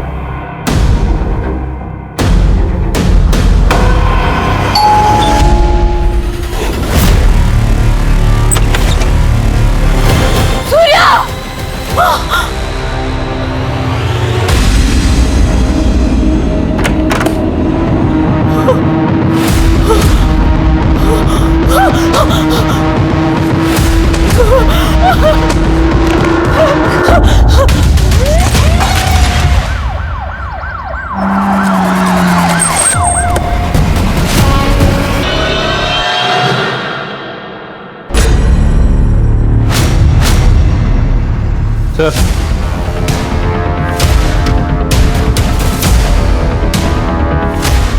मोबाइल फोन मिले, लेकिन दोनों लॉक हैं। लैब में भिजवाओ, अनलॉक करवाओ, डेटा निकलवाओ। सर रेप हुआ है, सर पे किसी भारी चीज से मारा गया। सर पूरा घर अच्छे से चेक कर लिया, पैसे ज्वेलरी सब कुछ वैसा का वैसा ही है, चोरी नहीं हुई है सर। सर मैं इन तीनों का बहुत पुराना दोस्त हूँ। सूर्य और मैं सुबह वॉक के लिए जाते हैं और फिर वहाँ से दूध लेके आते हैं। आज सूर्य नहीं आया था तो मैं डेयरी से सीधा इधर आया। सूर्य कौन? सर सूर्य, मनोज और नेहा के माता पिता अमरनाथ गए थे और वहाँ बाढ़ आने की वजह से तीनों की मौत हो गई और तब से ये सब यहाँ साथ में रहते हैं। सर ये सूर्य भी उस समय घर पे ही था और उसको भी काफ़ी चोट आई है और उसको हॉस्पिटल लेके गए। तो मनोज कहाँ है? मनोज आउट ऑफ स्टेशन है सर। उसको मैंने फ़ोन किया है, वो बस अभी आता ही होगा। ठीक। पसीने छूट रहे थे दीपेश के, कुछ तो है जो वो छुपा रहा है, उसका बैकग्राउंड चेक करो। लेकिन सर कुछ खटक रहा है। ये हर्षिता और नेहा का सेम पैटर्न से मर्डर और रेप होना। सर उस सूर्या को होश आ गया। नहीं सर वो मनोज ही था। वो डार्क सूट मनोज के पास है, उसके हाथ में हथौड़ा था। मैं जैसे ही दरवाजा खोलने गया उसने मुझ पर अटैक कर दिया। लेकिन मनोज ऐसा क्यों करेगा? वो नेहा से प्यार करता है और नेहा मुझसे। नेहा, मैं तुझसे बहुत प्यार करता हूँ, मुझसे शादी करेगी? I am so sorry Manoj, मैं सूर्या से प्यार करती हूँ। आई थिंक तुम्हें पता होगा। I am really sorry, please. उसे गुस्सा आया था, वो नेहा को अजीब नजर से देखता था। मुझे लगा था नॉर्मल है, लेकिन जो कुछ भी हुआ उसके बाद सब। नेहा कैसी है? नेहा ठीक तो है ना सर? वो ठीक है, दूसरे हॉस्पिटल में।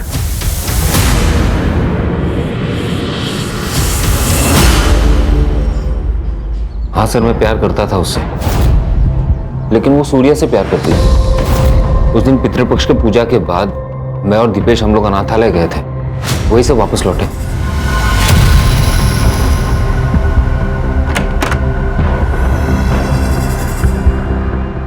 क्यों देख रहा है यार? मान ले कि अब नेहा सूर्या को प्यार करती है। सूर्या को पता था कि मैं नेहा को पसंद करता हूं। उसे यह भी पता था कि मैं ये बात नेहा को बताने वाला हूं, लेकिन मुझसे पहले सूर्या ने नेहा को बता दिया। ये सही है, प्यार करता था सर उससे, उसे क्यों मारूंगा मैं? और मैं तो पुणे में था, अभी वापस आया। पुणे में जिस होटल में रुके थे उसकी बुकिंग डिटेल्स और जिससे मिलने गए थे उसका नाम, पता, नंबर सब कुछ दे देना। फिलहाल अरेस्ट करो उसको।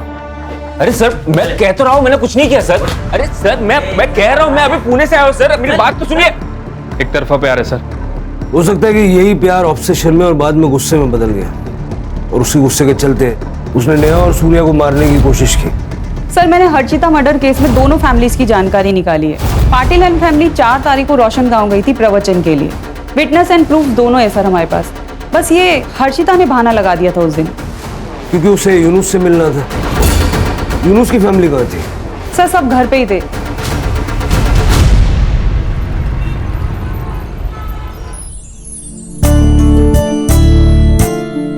पापा, पहला न्योता आपको दिया है, आपको शादी में जरूर आना है। कुछ भी आई, जिस दिन मेरी शादी है उस दिन हजारों की शादियां हैं और गणेश जी सबकी शादी में जाने वाले हैं। अरे रिवाज होता है ये, इससे कोई विघ्न नहीं आता। चलो फिर इस बात पे आज शाम का डिनर हमारे यहाँ पे। नहीं भाई साहब, मेरी छोटी बहन है ना, पुणे में रहती है, तो मुझे खुद न्योता देने जाना पड़ेगा, नहीं तो बहुत गुस्सा हो जाएगी। ठीक है, कोई बात नहीं, फिर कभी मिल लेंगे। अच्छा वैसे अगर आई आज घर पे नहीं है तो मैं आ जाता हूँ। क्यों?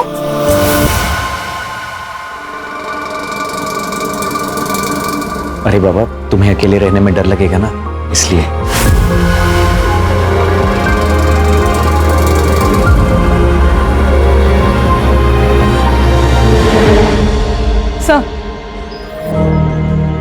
सर हर्षिता की पीएम रिपोर्ट। सर उसकी मौत एक्सेस ब्लीडिंग और ब्रेन इंजरी से हुई है। टाइम ऑफ डेथ 4 तारीख को रात को 1 बजे से 2 बजे के बीच में। रेप हुआ है, कॉन्डम यूज किया गया था। ये मनोज के पास जो ब्लैक सूट मिला उसका क्या लगता है? सर कॉमन शूट है, किसी के पास भी हो सकता है सर। और जहाँ हमें हर्षिता की बॉडी मिली थी उसके आसपास का कोई सीसीटीवी फुटेज भी नहीं मिला? नहीं सर, दरअसल वो एरिया काफी सुनसान है और इसी वजह से मोस्टली कपल्स वहाँ पे जाते हैं। सर हर्षिता का मर्डर 4 तारीख को हुआ और मनोज 6 तारीख को पुणे के लिए निकला और उसी दिन नेहा का मर्डर हुआ। कहीं ऐसा तो नहीं पहले उसने हर्षिता को मारा और फिर नेहा का मर्डर किया और फिर पुणे जाने का सिर्फ बहाना किया, वो पुणे गया ही नहीं। राणे, मैंने उसकी स्टोरी को क्रॉस चेक किया है सर, वो सच कह रहा है। उस दिन वो पुणे में ही था, होटल ग्रीन लोटस में। लेकिन इस मनोज के घर के पास अगर कोई सीसीटीवी है तो उसकी फुटेज निकलवाओ, 6 तारीख के साथ साथ 4 तारीख की भी, है ना। और उसके घर पे जितने भी रूट्स जाते हैं सारे रूट्स की सीसीटीवी फुटेज चेक करो। ये मनोज, नेहा और हर्षिता दोनों के केस में हमारा सस्पेक्ट तो है। वैसे शिरके, ये काम किसी सीरियल किलर का भी हो सकता है। मतलब ये बाइक, सूट, हेलमेट, और उसने दोनों लड़कों को जिंदा छोड़ा अपनी कहानी हम तक पहुंचाने के लिए। दोनों लड़कियों को बेरहमी से मार दिया और लड़कों को सिर्फ मामूली चोटें हैं। अटेंशन चाहता है वो।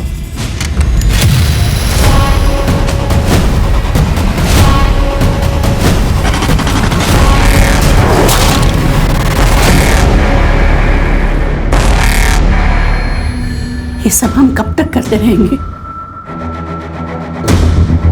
जब तक थक कर हार नहीं जाते।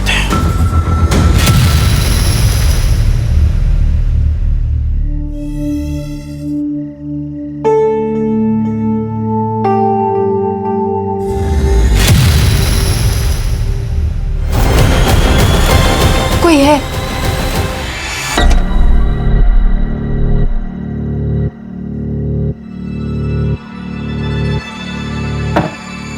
कुछ नहीं है सुमेधा, तुम्हारा बहम है।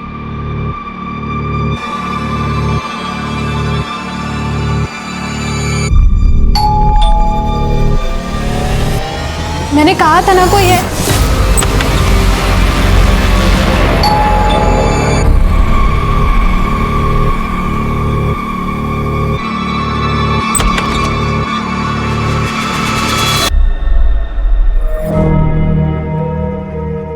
देखा, कहा था ना मैंने, कोई नहीं है।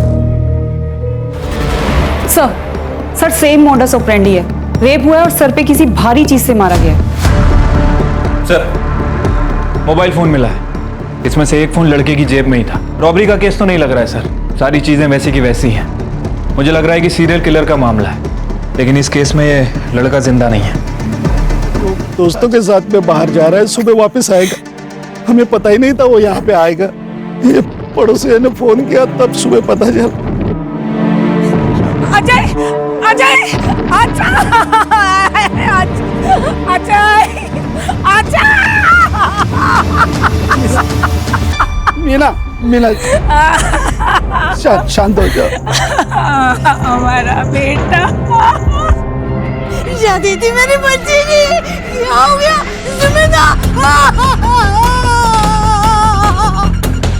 सर शहर में तीसरा हादसा है सर ये, और कितना टाइम लगेगा सर इस केस को सॉल्व करने के लिए?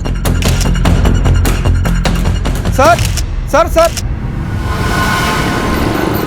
या तो उन दो लड़कों का बच जाना एक इत्तेफाक था या फिर अजय की मौत एक एक्सीडेंट। इन तीनों केसेस के बीच कोई ना कोई कनेक्शन तो है। सर यूनुस और सूर्या को सर के सामने मारा गया था, जबकि अजय को सर के पीछे मारा गया। किलर औरतों को पसंद नहीं करता। उसने जिस तरह से इन लड़कियों का चेहरा खराब किया था, लड़कियों से सख्त नफरत करता है। सर वैसे इस केस में एक कॉमन कड़ी ये भी है, ये तीनों ही एक दूसरे से प्यार करते थे और आज नहीं तो कल एक दूसरे से शादी भी करना चाह रहे थे। सर कहीं ऐसा तो नहीं कि ये जो किलर है इन तीनों लड़कियों को जानता? अब ये मनोज तो हो नहीं सकता क्योंकि वो हमारी कस्टडी में है। सर साइबर से कॉल आया था। जो फोन हमें नेहा के पास मिला था वो नेहा का नहीं हर्षिता का था। मतलब जो फोन हमें सुमेधा के पास मिला वो नेहा का होगा? हो सकता है सर, मैंने नेहा की माँ से पूछा था, उन्होंने कहा कि ये फोन उनकी बेटी का नहीं है। चैलेंज दे रहा मैं, पकड़ सकते हो तो पकड़ लो। सुमेधा की सोसाइटी में सीसीटीवी कवरेज होगा। ठीक है सर। सर ये देखिए, वो हमारे आसपास ही है, नेहा के फोन में एक क्लिप। सर हमारा शक सही निकला, सुमेधा के पास जो फोन मिला था वो नेहा का था। सुमेधा का फोन गायब है। मतलब सुमेधा का फोन ही अपनी अगले विक्टिम के पास छोड़ेगा। अगर ये यहां तक आ सकता है तो उसकी हिम्मत की दाद तो देनी पड़ेगी। कितनी भी कोशिश कर लो तुम लोग मेरा कुछ नहीं बिगाड़ पाओगे, because I am the CEO of the city. Sir ये देखिए, जैसा कि यूनुस ने किलर को डिस्क्राइब किया था, बिल्कुल वैसा ही है।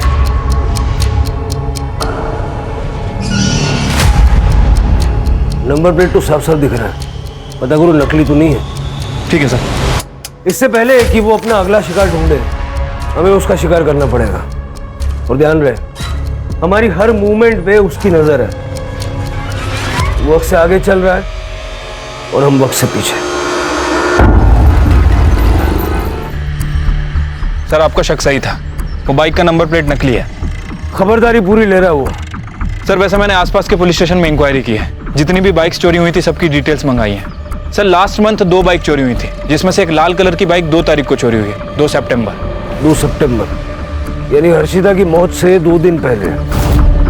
सर नेहा की PM रिपोर्ट एग्जैक्ट सेम है sir, excessive blood loss, brain injury. मतलब सुमेधा की पोस्टमार्टम रिपोर्ट भी ऐसी होगी। सर एक लड़की की बॉडी मिली हाईवे से जो कच्ची सड़क जाती है वहां पे।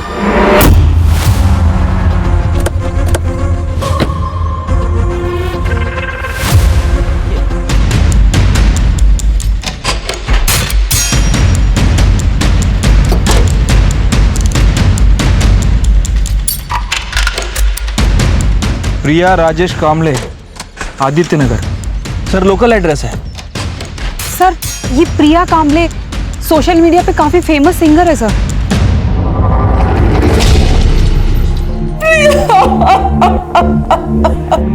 अगले महीने उसकी शादी होने वाली थी, वो अपनी सहेली से मिलने गई थी, लेकिन ये क्या हो गया? कल तक ऐसा लगता था आज नहीं तो कल प्रिया वापस आएगी, लेकिन आज वो उम्मीद भी खत्म हो गई। आपकी बेटी इतने दिनों से मिसिंग थी, आपने पुलिस में कंप्लेंट नहीं की? लिखवाई थी बहन जी। ये क्या हो गया बहन जी? ये सत्यम है सर, इसके साथ ही प्रिया की शादी तय हुई थी। प्रिया से आखिरी बार बात कब हुई थी? सर 2 तारीख की सुबह उसने कहा वो अपने दोस्त से मिलने जा रही है, लेकिन सर ये सब किसने किया? देखिए अभी इन्वेस्टिगेशन चल रही है। वैसे 2 तारीख को आप कहाँ थे? माँ वाशी गई थी, इसलिए मैं उस दिन घर पर ही था। सर ये प्रिया लोअर मिडिल क्लास फैमिली से है, लेकिन पिछले 7 महीने में सोशल मीडिया पे स्टार बनी हुई थी और इसी की वजह से काफी अच्छा पैसा कमा रही है। और ये सत्यम, ये खानदानी रईस है सर। सर ये केस हमारे बाकी के केसेस से अलग लग रहा है। लड़के का बच जाना, मोबाइल फोन का मिलना, यहाँ तक कि स्कूटी का भी मिलना। सर ये हमारे किलर का पैटर्न नहीं है। फिर भी हर एंगल से छानबीन करो। देखो उस लड़की का कोई बॉयफ्रेंड या वन साइडेड लवर था जिसने गुस्से में आके उसे मार दिया हो। उनके दोस्तों से पूछताछ करो। उस सत्यम से मिलने कब गई थी ये पता करो, और आस पड़ोस वालों से बात करके सत्यम और प्रिया की कुंडली निकलवाओ। ठीक है सर। उस CCTV में कुछ मिला? सर मैंने वो पूरा एरिया चेक कर लिया, आसपास कोई भी CCTV कैमरास नहीं है। सत्यम बहुत ही अच्छा लड़का है सर, घर से काम और काम से घर, किसी से ज्यादा बात भी नहीं करता है। प्रिया तो हमारे कॉलोनी की शान थी मैडम, हर एक बच्चे की रोल मॉडल थी वो। इतनी फेमस होने के बावजूद भी उसके पैर जमीन पर थे। मैडम प्रिया दीदी शादी नहीं करना चाहती थी, उसे उसका करियर बनाना था, कुछ बड़ा करना था, लेकिन मेरे बाबा पर उसकी जबरदस्ती शादी कराना चाहते थे। हमने सुना है कि आपकी बेटी प्रिया शादी नहीं करना चाहती थी। हाँ वो शादी नहीं करना चाहती थी, उसे अपना करियर बनाना था। बात करियर की है तो वो तो शादी की बात भी हो सकता है, मैं सपोर्ट करूंगी। लेकिन वो मना कर रही है। तो मनाइए। देखिए मेरा बेटा उससे प्यार करता है, वो उसे खुश रखेगा।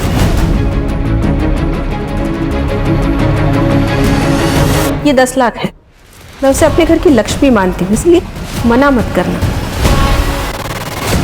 तो 10 लाख रुपए में अपनी बेटी को बेच दिया? अरे नहीं सर ऐसा मत कहिए, वो 10 लाख भी उसके यूज में आने वाले थे। उसे एक स्टूडियो खोलना था दरअसल। हम तो बस उसका भला चाहते थे, उसे खुश देखना चाहते थे। शहर छोड़ के मत जाइएगा।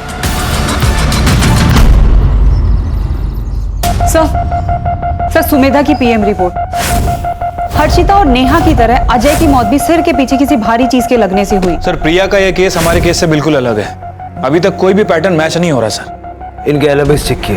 हाँ सर, मैंने प्रिया के पेरेंट्स की सेल लोकेशन चेक की, वो लोग घर पे ही थे और सत्यम की माँ शांति वाशी गई थी। एज पर सत्यम स्टेटमेंट वो भी घर पे ही था। सिर्फ मुझे पता नहीं क्यों ऐसे लग रहा है कि कोई एक कड़ी है जो इन केसेस को आपस में जोड़ती है, लेकिन नजर नहीं आ रही है। पेट्रोलिंग बढ़ा दो, बीचेस पे, डेटिंग साइट्स पे, कॉलोनीज में। अगर कहीं भी कोई सस्पिशियस आदमी नजर आए उसको उठा लो। और बाइक वाले का वीडियो अपने सारे खबरों में सर्कुलेट कर दो। शहर के लोग खतरे में हैं। हथौड़ा लिए घूम रहा है वो आदमी।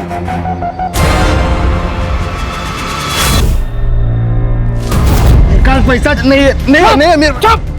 पैसा निकाल चल। क्या कर रहे हो?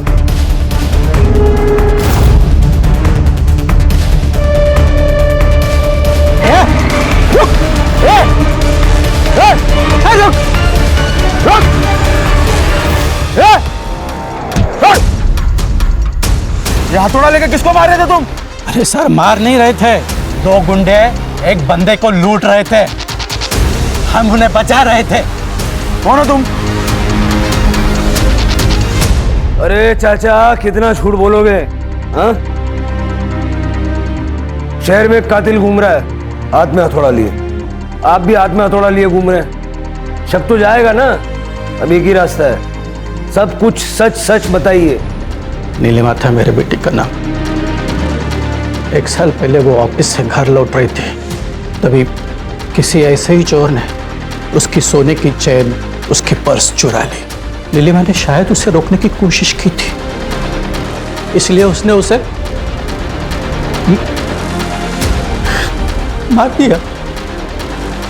एक सोने की चेन के लिए कुछ नहीं किया पुलिस ने। बहुत चक्कर लगाया पुलिस स्टेशन के में, लेकिन कुछ नहीं हुआ। एक दिन मुझे कहा गया केस बंद कर दिया है। हमारे जीने का ही कि सहारा था, उस राक्षस ने उसे भी छीन लिया। तब से उसकी तलाश कर रहे हैं, कभी तो मिलेगा तब पूछूंगी। चोरी किया ठीक, लेकिन मेरी बेटी को मारा क्यों? क्यों मारा उसे? देखिए, मैं आपका दुख समझता हूं और नीलिमा के केस को रीओपन करने की हम कोशिश करेंगे।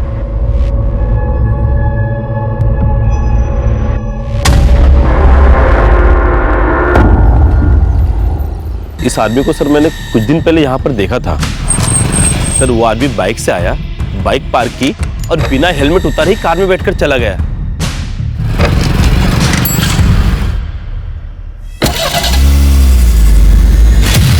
बाइक का वो रही सर।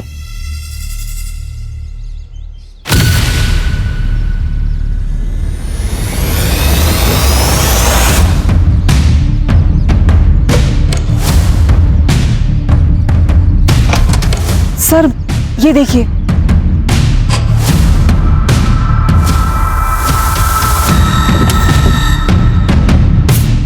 सर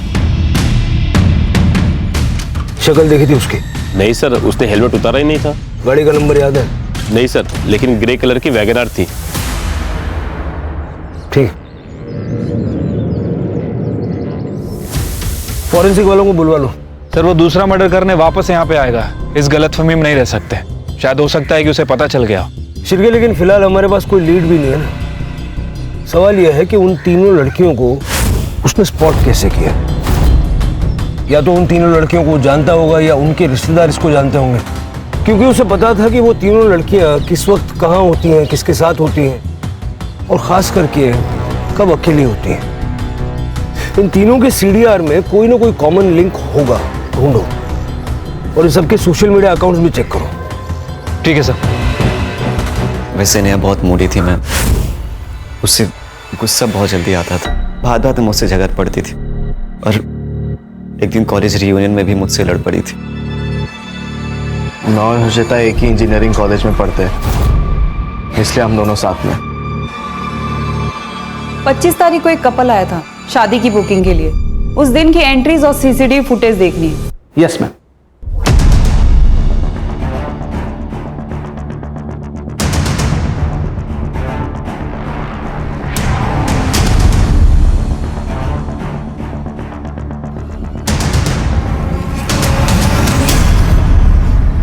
सर हमारे जितने भी सस्पेक्ट थे उनमें से ये हर्षिता और नेहा के इंजीनियरिंग कॉलेज में पढ़ता था। हमने पता किया है सर, उनका सीनियर था और दोनों का सोशल मीडिया अकाउंट भी चेक किया है। दोनों की फ्रेंड लिस्ट में है सर। सर मैंने सुमेधा के बारे में चेक किया। 25 तारीख को सुमेधा अपनी शादी के लिए हॉल बुकिंग के लिए गई थी, तब ये भी आया था अपनी शादी की बुकिंग के लिए। सर मैंने सबके सोशल मीडिया अकाउंट चेक किए, सुमेधा की फ्रेंड लिस्ट में ये नहीं है, लेकिन सुमेधा के फियांसी अजय की फ्रेंड लिस्ट में। इसे पूरी खबर थी सर दोनों के बारे में।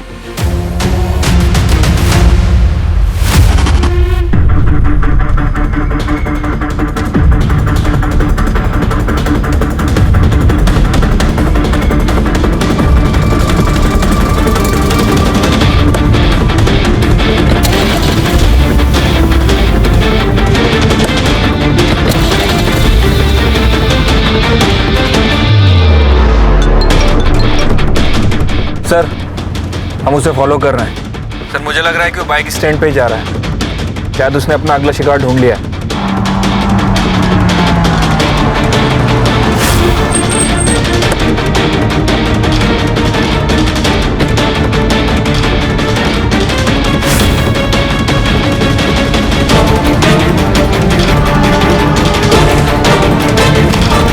पकड़े से निकाल।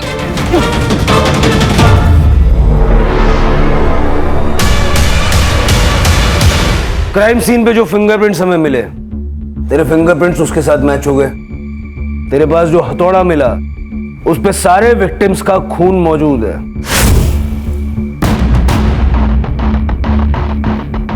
क्यों मारा उन लड़कियों को? क्योंकि वही औकात थी उनकी। शक्ल देखी अपनी? मूवी के विलन भी तुझसे ज्यादा स्मार्ट लगते हैं। तो फिर शादी के लिए हाँ क्यों कहा? क्योंकि तुम्हारी माँ ने मेरे पेरेंट्स को 10 लाख रुपए दिए थे। देखो सत्यम, शादी के बाद हम दोनों के बीच में कोई भी रिश्ता पति पत्नी वाला नहीं होगा। प्रिया, प्रिया मैं तुम्हारी बिना मर जाऊंगा। हाँ तो मर जाओ, मुझे कोई फर्क नहीं गिरता। प्रिया मेरी बात तो सुनो। Don't touch me.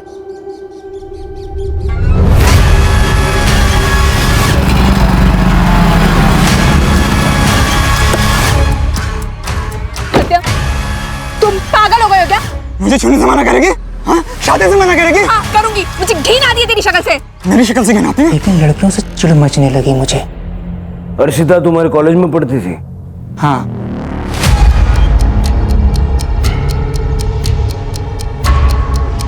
जिनके औकात रोड पर शॉपिंग करने की होती है ना भाई, वो मॉल पे नहीं जाया करते। मेरे पापा पॉलिटिशियन है और तेरा बाप ऑटो चलाता है। कुछ डिफरेंस दिख रहा है तुझे बीच में? आज के बाद अगर मेरे इर्द गिर्द भी दिखा ना तो मुंह तोड़ दूंगी तेरा, समझा? बहुत क्रूर था हर्षिता को, इसलिए पहला नंबर उसका। और नेहा? नेहा और सूर्या एक दूसरे से बहुत प्यार करते थे, लेकिन रीयूनियन वाले दिन उन दोनों का झगड़ा हुआ। गलती किसकी थी ये तो पता नहीं, लेकिन सबके सामने उसने अपने बॉयफ्रेंड को थप्पड़ मारा। ये गलत था सर। मैं अपनी और प्रिया की शादी के लिए हॉल देखने गया था। वहां पे मैंने सुमेधा को देखा। आपने बोला था कि 9 तारीख को बुकिंग अवेलेबल है और अभी आप मना कर रहे हो। क्यों खोल के बैठे हो यहाँ पे? हर एक को मारने से पहले उसे अपनी शक्ल दिखाई, ताकि उन्हें ये पता चल पाए कि असली हीरो कौन है। हाँ, वो अजय को नहीं मारना था मुझे। इधर का फोन उधर क्यों करता था? Pattern, serial killer. सर आप लोगों को भी तो पता चलना चाहिए ना कि ये सब करने वाला सिर्फ एक ही हीरो है। मुझे कुछ फर्क नहीं पड़ता, मैंने जो किया वो सही किया। ज्यादा गुरूर भी अच्छी बात नहीं होती है सर। जो लड़कियां दूसरों को नीचा दिखाती है, मुझे उन पर गुस्सा आता है। औरतों से चिढ़ है ना तुझे? थोड़ा सा नारी शक्ति भी देख ले। वंदना ताई और अड़े, सर से पैर तक लाल हो जाए इतना मारो। सर आप मुझे गोली मार दो, मगर इतनी मत पिटवाओ। ये इंसान का दिमाग उसे क्या क्या बना देता है सर। अच्छा खासा लड़का था ये सत्यम, और क्या से क्या बन गया। सत्यम अगर प्रिया के गुस्से को और अपने कॉम्प्लेक्स को अपने ऊपर हावी नहीं होने देता तो शायद उसे औरतों से इतनी चिढ़ नहीं होती और वो ये सारे क्राइम्स नहीं करता। हम सब इंसानों के अंदर भगवान भी है, शैतान भी है, अच्छाई भी है और बुराई भी है।